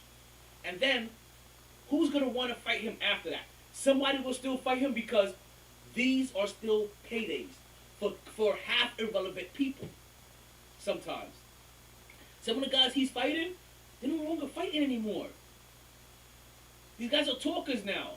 Which makes it even worse. They're just like you and I. They're fucking. They're analyzing the shit from the couch. Which makes it even worse. You're fighting Woodley when he's about to turn 40. Like, yeah, so nigga, you're 24 years old.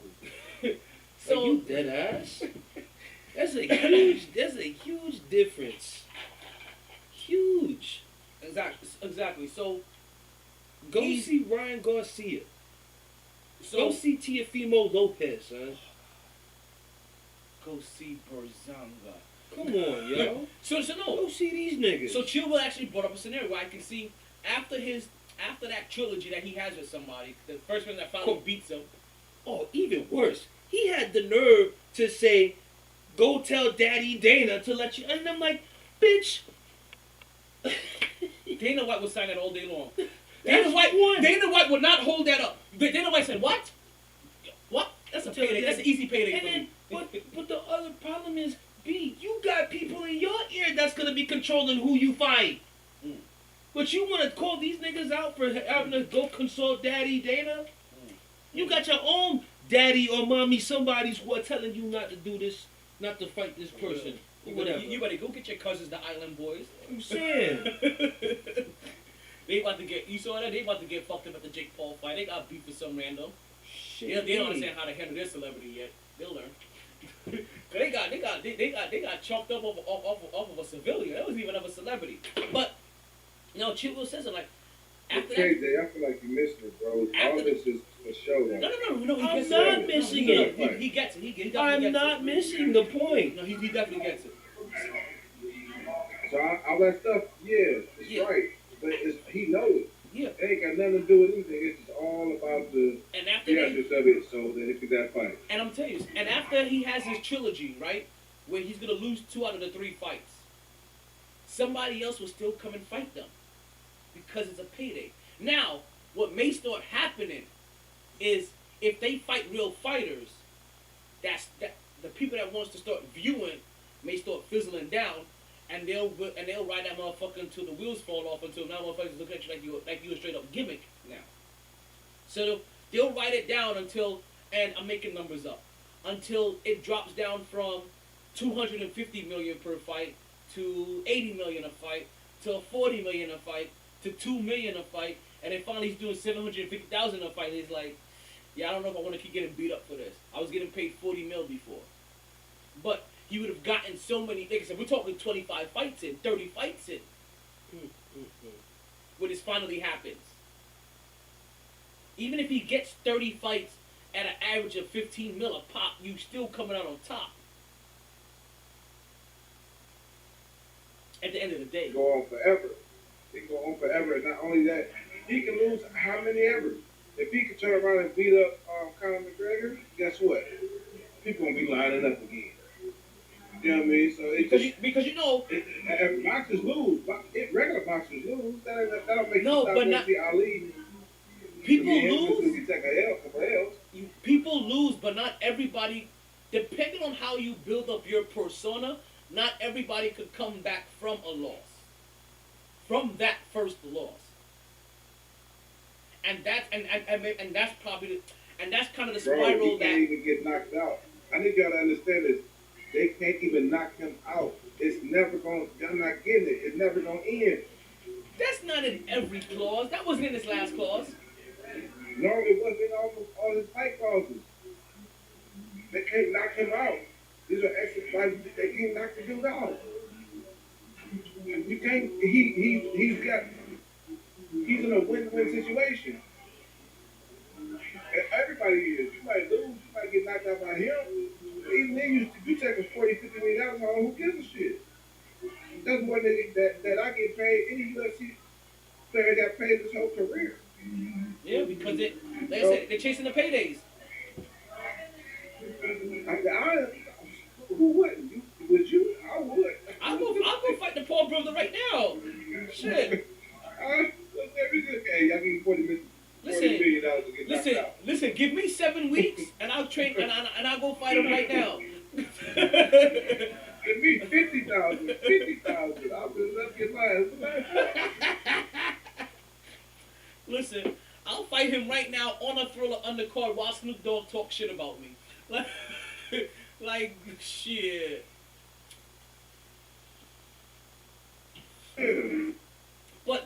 But my mentality shouldn't be the mentality of every average fighter. Like, I'm sorry. I still need to. I said, but the mentality that I have shouldn't be the mentality of the average fighter. But I also still want to see him fight boxers. I want to see him fight boxers. He keeps fighting. I do too. He keeps fighting fighters, and it keeps being overlooked that he's fighting fighters, guys that were good strike like that. And see, they're so slick. He fights guys that were good strikers as an MMA guy. But I'm like you're fighting a striker. You know what? Go fight Anthony. You know what? I want to see him go fight. I want to go see fight Spider Anderson Silva. No, go fight Spider Silva. Go fight him. Another old nigga. Another old nigga. Yeah, another old nigga. Go fight. He old, but I think he wouldn't have nothing. Silva will probably break another leg fighting. Go fight. What's his name? George the Iceman Gervin. No, not him. The UFC guy. They used to fight Tito. Derek Lewis. They used to fight Tito Ortiz all the time. Put him in the ring with Derek Lewis and see how long he lasts. Actually, I want to see him fight Mike Tyson, to be honest with you. Oh my God. That's what I really want to see. And I want to see him take out the knockout clause. Tell me they wouldn't make $400 million off that fight, though. I think $400 That's probably million. what he working to. I will tell you this: if that's probably what they're planning. Like they're probably planning, and let's do this shit and build up this anticipation, and we'll meet in the middle. If they fight, $400 million is the floor. You know, Michael. You know who said this best? But yeah, if they fight, I see them making $400 million as the numbers they get before all the final numbers come in. Like that's just the start. I need to say this though. He's saving boxing. Whether y'all like it or not, he's saving boxing. He is helping. He is. Yes. He's saving boxing. He is. Listen. The ceiling is the roof. If him and Mike Tyson. Can't stand you, dog. Like it is. Like $400 million is what they're getting before all the numbers come in.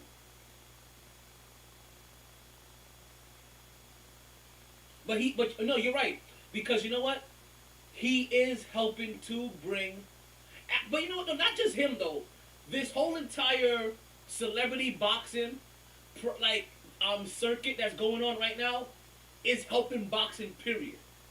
Now it sucks that it takes celebrity boxing or some weird gimmick of boxing to bring more eyes in boxing. But you know what? If that's what you have to do in between these mega fights or in between major pay-per-views, then so be it.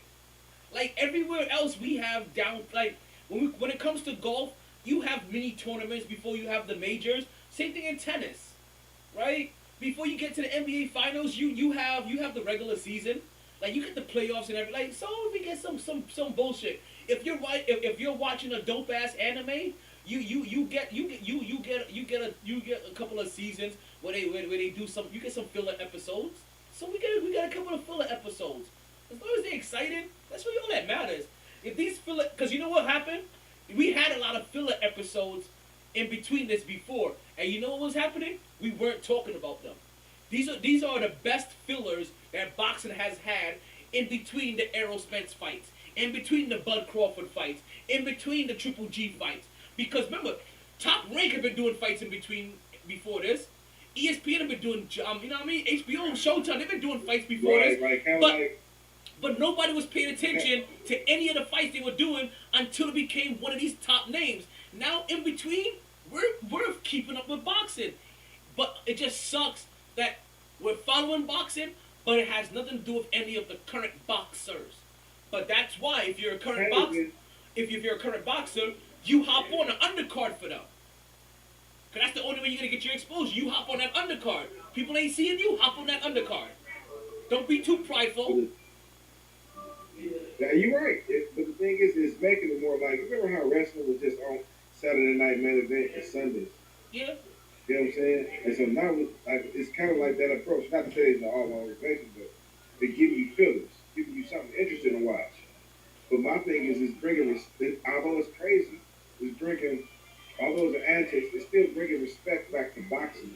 Because you can see these fighters, just because you can see the UFC, because all it's a widespread thing. Oh, well, you UFC, that's everything. You can get beat up. Like, no. Just because you can UFC fight don't mean you can't get your ass knocked the fuck out. And you know what though? He is showing that too. That even it's respect for boxing. Even the most amateurist of boxers can beat any fighter that isn't a boxer that steps into the squared circle. Because look at all these UFC. Because think about this. You know, you just stepped on something. Bonus reel. Which means we have to say this again. That he's fighting guys that have been fighting, like they're 40, they're 38, they're 35, they're 32. They've been fighting for years. And I understand they're not boxers, but they've been known to be strikers or combat sports, whatever. They've been known to fight for years.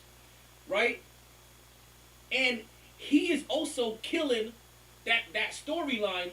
Hey, a UFC guy could come step into a boxing ring. No, even your most polished of UFC guys, even guys that have 22 years, 20 years, 10 years, 7 years in fighting UFC, has nothing on a guy that just started boxing 3 months ago, that just started finally boxing less than a year ago. Even somebody that green can whoop your ass, and you've been fighting UFC for 18 years. Like, that does say something, though. Like, you know, like, yo, Chill really just stepped on some shit, literally. That does say something.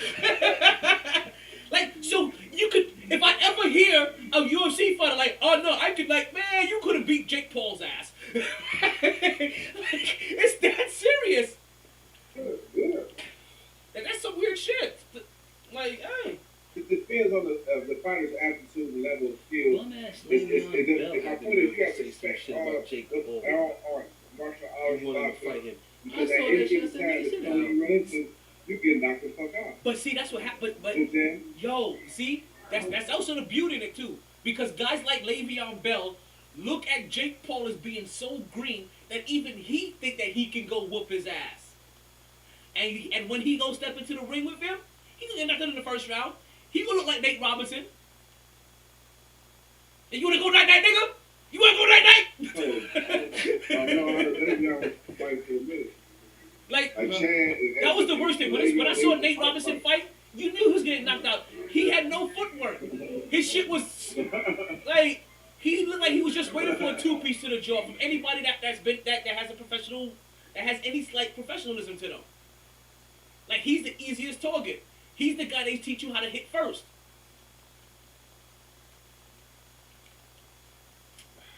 I definitely have respect for boxers, though. Because I mean, I ain't gonna lie. I'm like, man, UFC taking over boxing.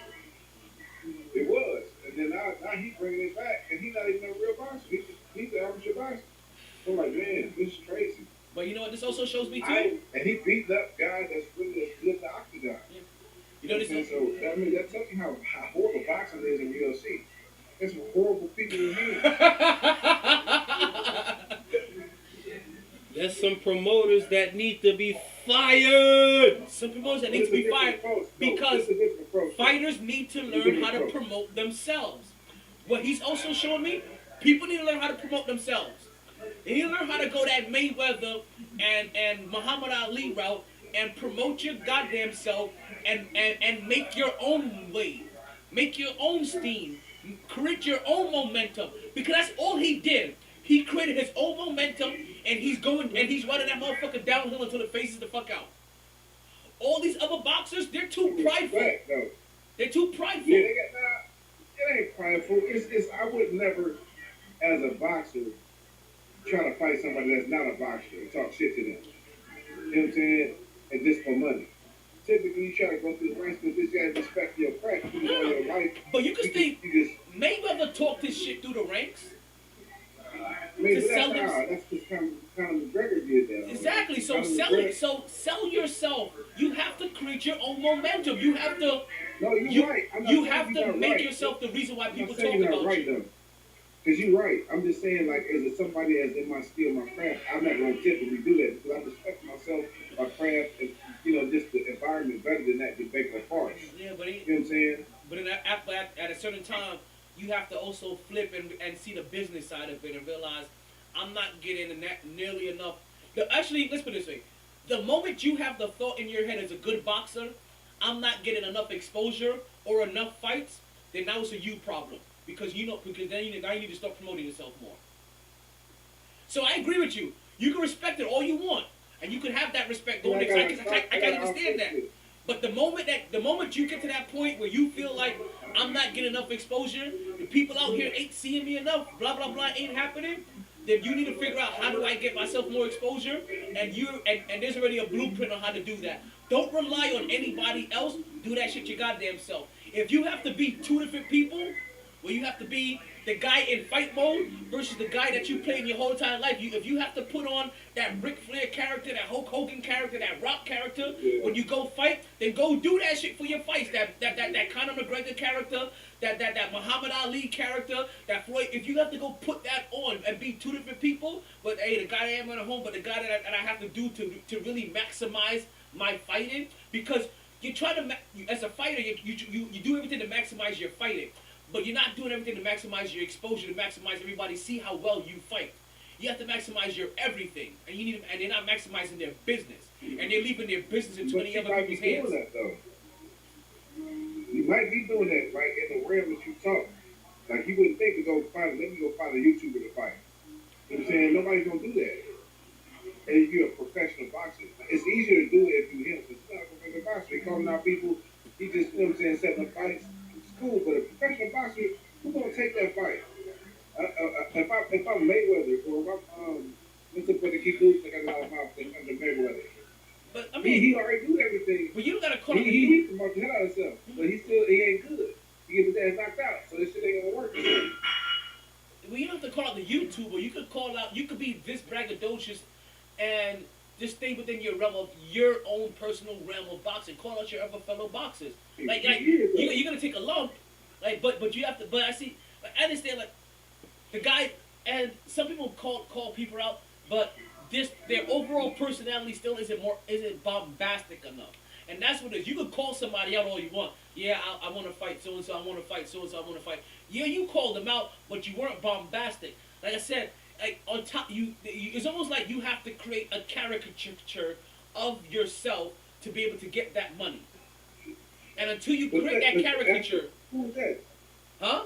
Who was the dude? Who was the dude in the Mayweather that kicked his ass weak? Does he just like that though?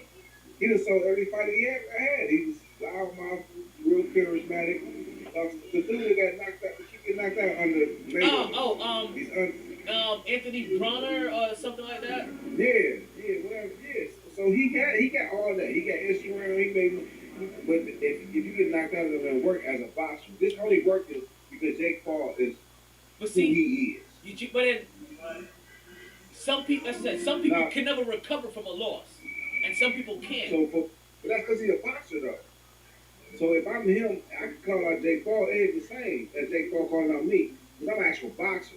You know what I'm saying? Nobody want to see that. Nobody want to, you know what I'm saying, unless he bite and be like, all right, cool. Ooh, you know what? As we're talking, I want to see Anthony Bonner fight Jake Paul. Yeah, I'm just saying, but that's what happens. You know it's going to be all hey! You know what I'm saying? And listen, and when I say Jake Paul, I mean any one of the Paul brothers. They're one and the same to me now. But you know what?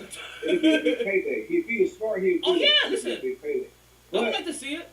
Where's the line? Who's that guy? Anthony Tarver. Anthony Tarver. He used to be a champion. I would like to see him. The guy that beat up what's his name? He fought on Mike Tyson's fight. Shit. Huh? God damn. Who am I thinking of? The guy that and because of it, he got the Rocky movie. He got the Rocky movie, and he beat. Who did he beat? He was damn it. Tommy, what's his name? No, the black dude. That got the black dude that got the fifth Rocky movie. Like the sixth Rocky movie. That Rocky fought when he came back. And that guy, who? That is Tarver. Who did Tarver beat? Okay. Tarver beat somebody. Yeah, we go. Roy Jones. That's the name I couldn't remember. Okay. I couldn't remember Roy Jones. I was glitching. Don't look at me like that. From the moment I thought Roy Jones, but I'm like, he knows who Roy Jones is. But I was trying to remember Tarver when I was remember Roy Jones. I just glitched on Roy Jones. So I was like, yo, he just fought on Mike Tyson's undercard. But yeah, I'd like to see him fight Anthony Tarver. Like whoever, I don't know. I may have the wrong first name. Like I want to see him fight like any one of those guys. I want to see him fight. I want to see him fight Layla Ali. I want to see him watch. I want to see him fight Muhammad Ali's grandson. You making my head hurt right now. You making my head hurt at this point with some of these names that you jacking. I'm just saying. These will My all point sell. is that, as a boxer, as a professional my craft, where's the line? Yeah. Am I about to be out here fighting YouTubers? That's why I'm just for money. You know what I mean, hey, let the two of y'all tell it. Go make the money, right? No. And when I said that, I can understand other boxers not calling out YouTubers. I expect them to be bombastic enough to call out other fighters or just to be noticeable in their own space. I'm not expecting them to go call out other YouTubers. Because I don't think any of them will ever go that route. Like, nah, I'm not going to call out somebody that ain't no real fighter. Like, it's just to get this payday. I'm going to get this payday, you know what I mean, by being champ. But they call out your champs. Call out your other people. Call out your 1 through 3rd. Somebody's going to do it. I think we had this conversation before, but like I honestly think these YouTube fights are making boxing kind of relevant again. Yeah. It brings the sport back up in a way where it's not a cornball sideshow and actually people care about the legit athletes. Jake Paul versus Chris Paul. Good night. Good night. Yo, that's what it has to be. Good night. Good fucking night. That would be a bad fight. Oh my god, and then niggas is co-signing it? Oh my goodness. Jake Paul versus 50. like let's get serious. Chris, triple threat match. Let's get serious. We saw Jay-Z taking Tybo. We saw Jay-Z taking Tybo. Logan Paul versus Jay-Z. Let's go all out. Jake Paul versus Rondo. Tell me that was Rondo got hands. Ooh, no. Who's the Johnson kid? Who's the Johnson boy that's in the NBA? That's a real MMA fighter. He's a real MMA fighter. James Johnson versus one of the yeah. Let's see that. Ron Artest versus.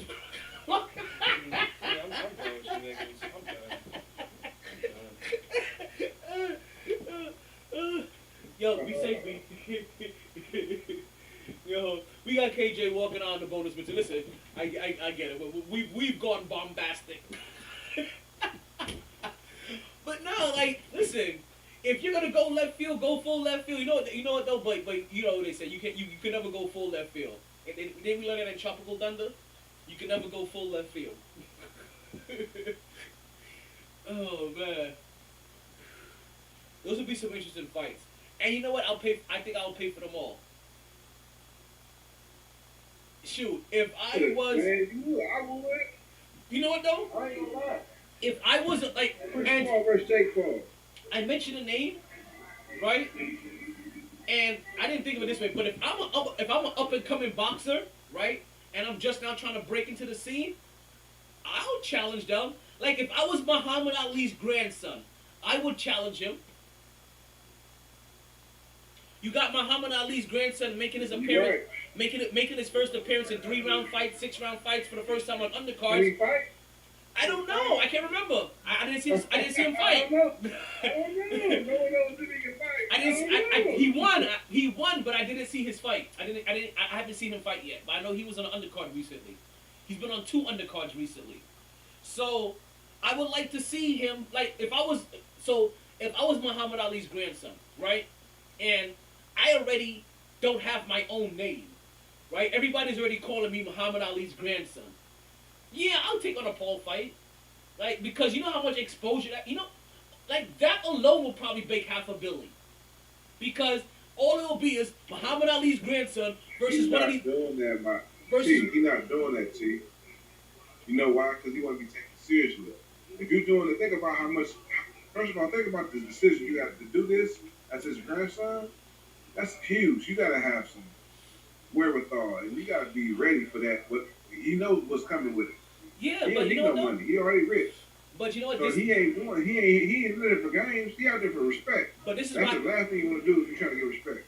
But I'm putting my mind now in a 20-year-old and not a 40-year-old, and I'm just now coming up. These times are a little bit more social media. Like I understand I'm Muhammad Ali's grandson, but I really do need to get this name push or whatever. Like I understand like Muhammad Ali's grandson, but I can't always depend on you know, like who knows? But definitely to make sure you have a stream. And I know everybody in this camp is gonna talk to him like you just talked to him.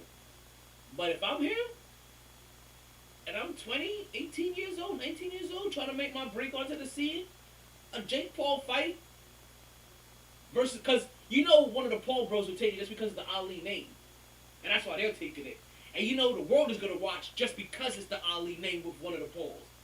And if they're the first, remember the scenario you just said. Imagine if the first time that he loses is to one of the Alis and his first trilogy is to the Ali kid. Ali kid gets to move on. You're thinking business though. Yeah, I am. And the Ali kid moves on. He continues to go on with his career and moves through regular boxing ranks because now he just got that, like, he got a steroid push of viewers, basically. Like, it was a mega push. But I'm just trying to explain. And now Jake Paul can continue to keep that fighting. world. That would never fly in the boxing world. He'd never give respect. He would never be taken seriously to do that. If he do that, he fucking up his career. He gonna ruin it. Well, there's trainers, there's people that's not gonna take him seriously. That he gonna want to be aligned with. You're gonna have to prove it every day. And but then that's but then you know who you go to go find trainers. You go to Golden Boy. You go to them. You go to Mayweather because. I don't know. Because those are he looking for the respectable route. No. But like if I have to think methodically, right? If I had to do that and risk possibly losing clout from other trainers or other this or other that, and people are starting to like now shun me, you know who I'm going to? I'm going to Golden Boy Productions, or I'm going to Floyd Mayweather, because those are the two guys I think that also are young enough in this business that can handle what I just did and turn this into a positive and not try to shun me. And I also know there'll still be enough trainers out there that want their name associated with those two that still come and train me, and they can talk them into re-looking at this from a professional standpoint. It's an outside the box question. This whole entire thing is outside the box. This is so super hypothetical. It's not even funny. Like you can write a story about this. Boxers that draw money. I think it's crazy, but Jake Paul is probably in the top 5 right now of boxers that sell pay-per-views. Probably.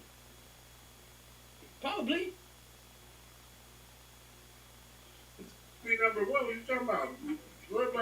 Mayweather ain't fought. And how long? Fury and Wilder just did their thing. Because but I mean, who else after Tyson Fury and Wilder? Maybe it's gonna be Canelo Alvarez, and then after that, who? That's what I'm saying. But have they made as much money as Jake Paul? Is what I'm saying. Have they made as money as the Paul brothers? Man, obviously making money, but have they made as much money as the Paul brothers? I don't know how much they making. But I know it's in 100 million. It's up there. That's the thing. Jake's been bragging about this to try to save his image. I'm thinking, but he's been saying, he's like, people that fight in my undercard are making more money than they made in their entire lives. Which is right. Right. No, you're right. Right. Which is smart. And That like, if you can, he'll never get the credit or praise for that. And I'm not saying he deserves it because he's kind of a dickhead. But I mean, there's something to be said for that. Listen, there's still a reason why they get talked about, and there's still a reason why even we can find, even in the most minuscule, off-brand way, we can find a way to have a 30-minute conversation about him. Them. Because they are doing something. Whether people want to recognize it or not. Like, even me. Even as much as I hate to do it, every once in a while I have to recognize Reggie Miller's greatness. Right? Every once in a while I have to recognize Tom Brady's great... I was gonna say, don't say it again. Don't say it. Even once in a while, I have to recognize.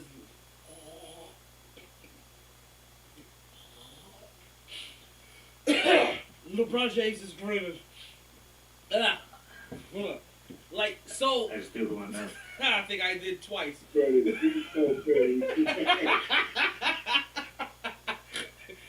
You know, hey. Same thing about boxing. Like, even though you may not want to fully acknowledge it, but like you said, like we've all talked about, they are doing something. And if you're young enough in this game, if your skill, if you just want that boost, like you have to be the first one to take. Somebody got to take that jump. Somebody has to be risky enough to take that jump. And the only reason I'm telling you. I swear I wanted to be the Ali kid because I also think his name is big enough to survive it. Because I don't think any average, like, if an average person does it, they're going to have to really just catch so much momentum after that. But the Ali name has something extra to it. I think the Ali name can survive it because it'll just be the Ali name doing what's with the time. Like, I understand how it'll be looked at now, but in history, it'll age well with history, and it'll be that's the Ali's grandson doing what it came to town. He did the modern day version of what his grandfather would have done. That's how people would have looked at it. Like, oh, based off braggadocious and thing and bold his grandfather is, that looks like something his grandfather would have done. Not thinking about the whole respect portion of it, just looking at the limelight and the business money, like not even so much the business portion of it. Just looking at the limelight portion of it. They would have found a way. Paul Woodley, I did 500,000 buys. Crazy. That's changed. Because don't those suckers sell it for $50 a pop? Damn near.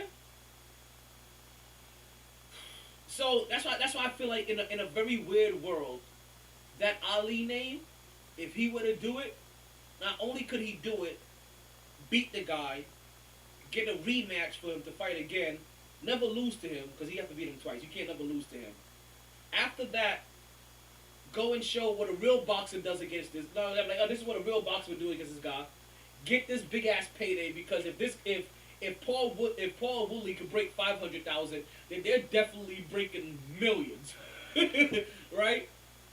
Then listen, this is just made up scenario in my head. Then I feel like the Ali name can move forward. If they do get backlash and scrutinized, you go sign with Mayweather since you're the bad guy. You're the bad guy anyway. Fury Wilder did 600,000. Canelo 1.3 mil. Canelo Triple G. So listen, they can get up there. Yes, it's a weird scenario. I would like to see it done. I would like to see the Ali name do this. I would like to see the first time he takes a loss is to an Ali, and then this just helps boost the Ali kid's name. And now next thing you know, instead of being undercards in fight, the Ali grandson is now on main cards because of how he helped do his great to get this big ass following. And then if not, then he can just go on Jake Paul's things and he just have his own little side promotion there. I'll go sign with Triller. God, I think we made up for not being on the air for a week. I think we've been officially talking for like 4 hours now. It's officially 12:07. It's exactly 4 hours. Oh, Paul McGregor. Oh, you know that's coming. You know that. Like, that's when that's coming. You know that's coming. You know that one is coming. Paul versus McGregor. It has to come, right? I feel like it's inevitable. Like the inevitable object meets the unmovable force. Like it's almost written that those two are gonna have to. Can't hear me? Oh well. You know what? I don't know why, but that's my sign to sign out. Oh. I kind of muffled right now. Oh, wait. So you can't hear me? But you can't hear me? No, I can't. No, I can't. Oh, okay. I was about to be About 5 minutes, I quit.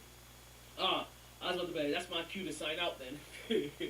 Okay, so yeah, I was saying a bunch of shit. And I was like, yo, you know what? The Paul, the Jake, any of the Pauls, and Conor McGregor, that one is gonna happen.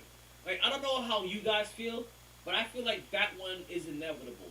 Like those are just two gravitated forces that are just gonna have to collide. I think Jake and Connor is right now is the time to pull the trigger, man. I don't know if Jake's gonna get any bigger. And Conor, Like if he knocks out 2 more ex-football players, let's say, he's not gonna get any bigger than he is now. Now's the time to do that. And Conor McGregor don't have too much more longer. And Conor McGregor always just needs to hold on while he can. Like you don't want Conor McGregor's still hot enough that you don't want him to fuck around and fizzle out either. Exactly. Because like Conor McGregor is really one bad scenario from people being tired of his shit, but always one fight away from everybody wanting to see him get knocked out again. Like see those two men doing a press tour. Do you imagine how many? Oh God! How many people would buy that show? Do you know how many times they're gonna snatch each other's hats? Like it's ridiculous. No cap. Yo, I like that. Oh man, that's gonna be the one. That is gonna be the one. It's gonna be Paul versus McGregor. That's because obviously if Paul versus Mayweather did what it did, the next one in line is gonna be Paul versus McGregor. And if they ever feel froggy, they can do Paul versus Pacquiao. But I don't see that happening. Pacquiao may be a little too small. Like Mayweather was small enough. But if Pacquiao knocks him out, then I mean, yeah, Pacquiao his is feet goes away. Yeah, but because Pacquiao is gonna be as graceful as Mayweather was and hold you up to keep the show going. Again, hope you guys recognize that if this is the first time you're listening. In that Paul and Mayweather fight, Mayweather caught him with a short hook, and it knocked him the fuck out. And Mayweather held him up, and basically kept him on his feet so they could keep the spectacle going on. This was early in the fight, so when he same as the Mayweather McGregor fight, like if Floyd wanted to end that fight early, he could have, but he had to go 9 just so people could say he got the money's worth. Yes. Like it wasn't fixed. It wasn't fixed in the literal sense, but they knew what they were doing. But Mayweather knew what he was doing, because Mayweather literally played around with him until he was like, okay, he's just looking tired and sloppy. Let me end this now. That's literally what he basically played around with him until he looked tired and sloppy. And the moment he looked tired and sloppy, he ended it. Which, even if he wasn't boxing somebody that normally doesn't box, isn't that kind of what every boxer kind of waits for their opponent to look either tired or sloppy? Like I never understood all the slack that he got for that. Like people get some people just give too many people. What's going on? We got Boogie Woogie Nights popping on. Let's see what's going on here. What's going on, Boogie Nights? Welcome to the MyT Sports Podcast. You're catching this during our bonus real time. You got some questions for us? What's popping? You're on the Blue Chew Getting hotline. What's going on? I'm actually asking for you guys' help. Okay. Actual help. I want you to do me a favor. Go over to everybody else's show that's live right now. And this is not some bullshit. I've had some situations going on. I don't know if you can hear me very well.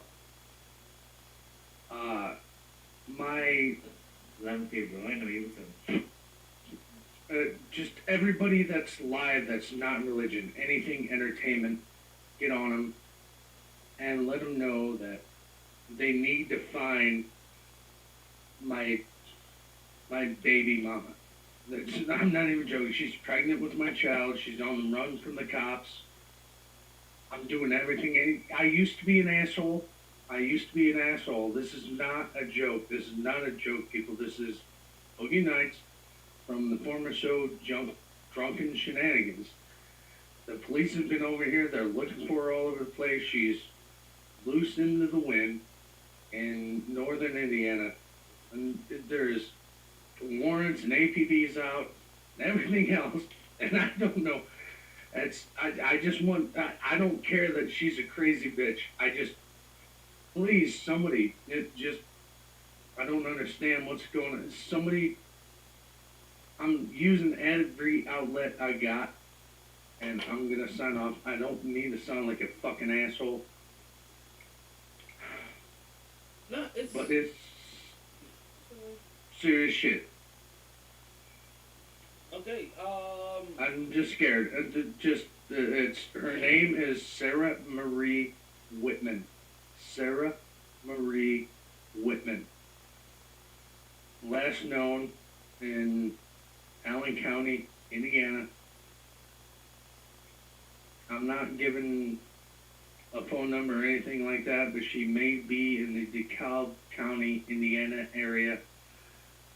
She's got my fucking baby, man. And I didn't know she was going to be crazy like this. And now she's gone. She's got cops after her. She's got everybody after her. She was involved quasi in a bank robbery. I didn't know anything the fuck about that. And that would have been nice to know before I knocked her up. so, But is she like? I'm is she- worried about this kid. So just please, just share this.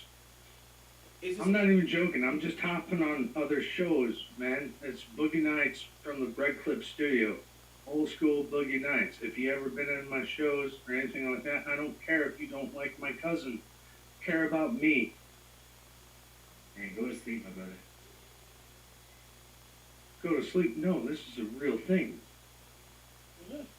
There's no sleeping till she's found. And I gotta go. Please share this information to other people.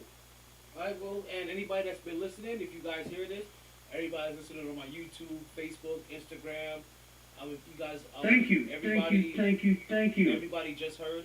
I do have some people in the Indiana area, so if any of my people from the Indiana area that is listening, if you guys just heard that, I think you say Sarah Marie Whitman, Boogie Nights. Bro, if you it's can- not like you want to call the police, big dog. You can't ask. They've already been at my house, man. I've been dealing with them all day. I don't know where to find her. so I just want you to be. We want to make sure you good. Yeah. That's number one. You stable. You're in the right mental space. Yeah. That's what our concern was. The police can handle them. But I would love to see you in the right mental space, bro. And just be in a good mental space until everything come along. You the baby, but bro, this ain't the form you supposed to do that at, bro. This ain't. No, it absolutely is. I mean, PSA, man. yeah, but again, if you Thank have, you so much but if you guys for. have any information that you can help with, call the local authorities and see if you. I'm gonna head on next to the next. All right, well, This is not a joke. This is not a joke. This is a real fucking thing going on. This woman needs to be found, man. understand, but we feel your pain, and Stay safe. we do hope everything works out. I passed the information out to everybody that's been listening, and let's hope that you can find a resolution, if not by our help, by any means necessary, within law. Shit got heavy in the bonus material. I was not expecting. I don't know. He's playing some weird game. Okay, I was not expecting that at all. This ain't the time for that. But you looking at somebody that got your baby mama who got your car that just dropped the bank, you don't get on Podbean. Yeah? Podbean is a fraction of a fraction of a downloads of Facebook. You gonna find your big mama on Podbean. You know what I'm saying? You need to be and we don't know. That shit sound crazy, bro. You gotta my thing is help be alright in my right mind space. We can't be in the right mind space to ask to help with to find your baby mama. No. Who you said robbed the bank. Yeah. How we supposed to do that? Listen, if he is serious, he's at that. Yeah, he's not in the right mind frame. He's at that point where Yeah. I think he's just trying to try anything possible, and My point is that your efforts are being wasted. You want to go fishing, you need to get in your car. If that's the case, you go to her family members or something like that. You get out 5 million. 5 million will help.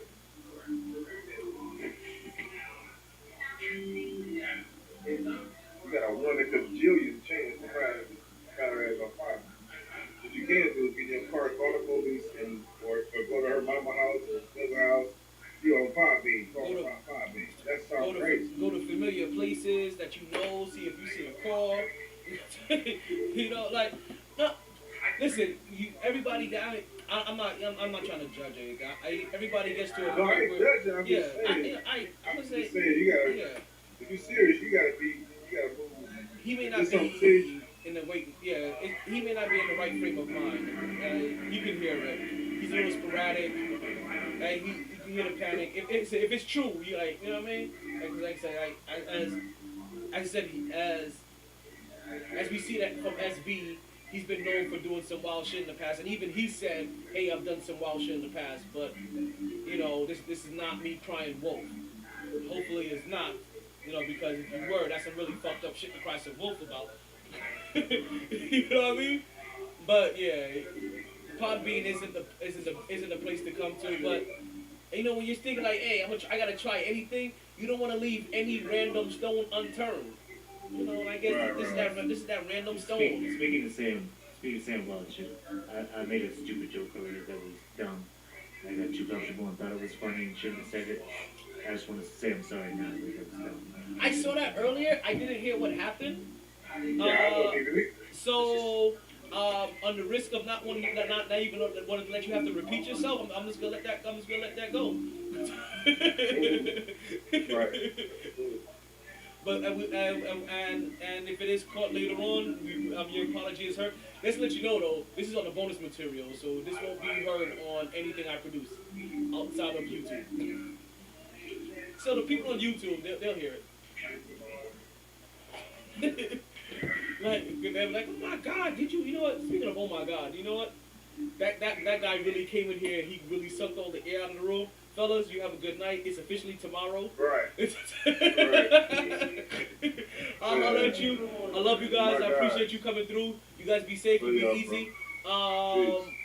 If I don't talk to you guys, if I'll do another podcast with you guys before Christmas, you guys have a Merry Christmas. Good night, guys. Merry Christmas, buddy. All right, bro. Love y'all. See you. I will.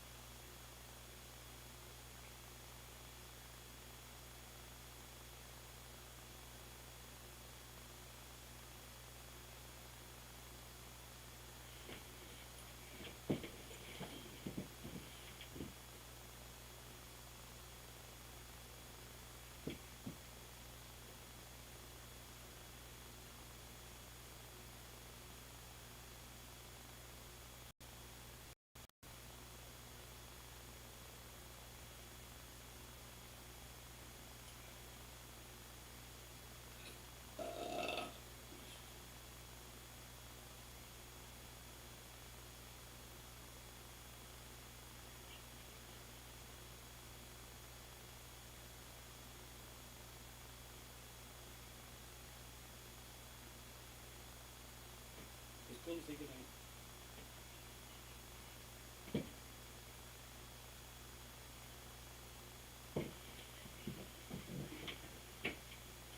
Let's call it good night. Oh, I got this shit. Ooh.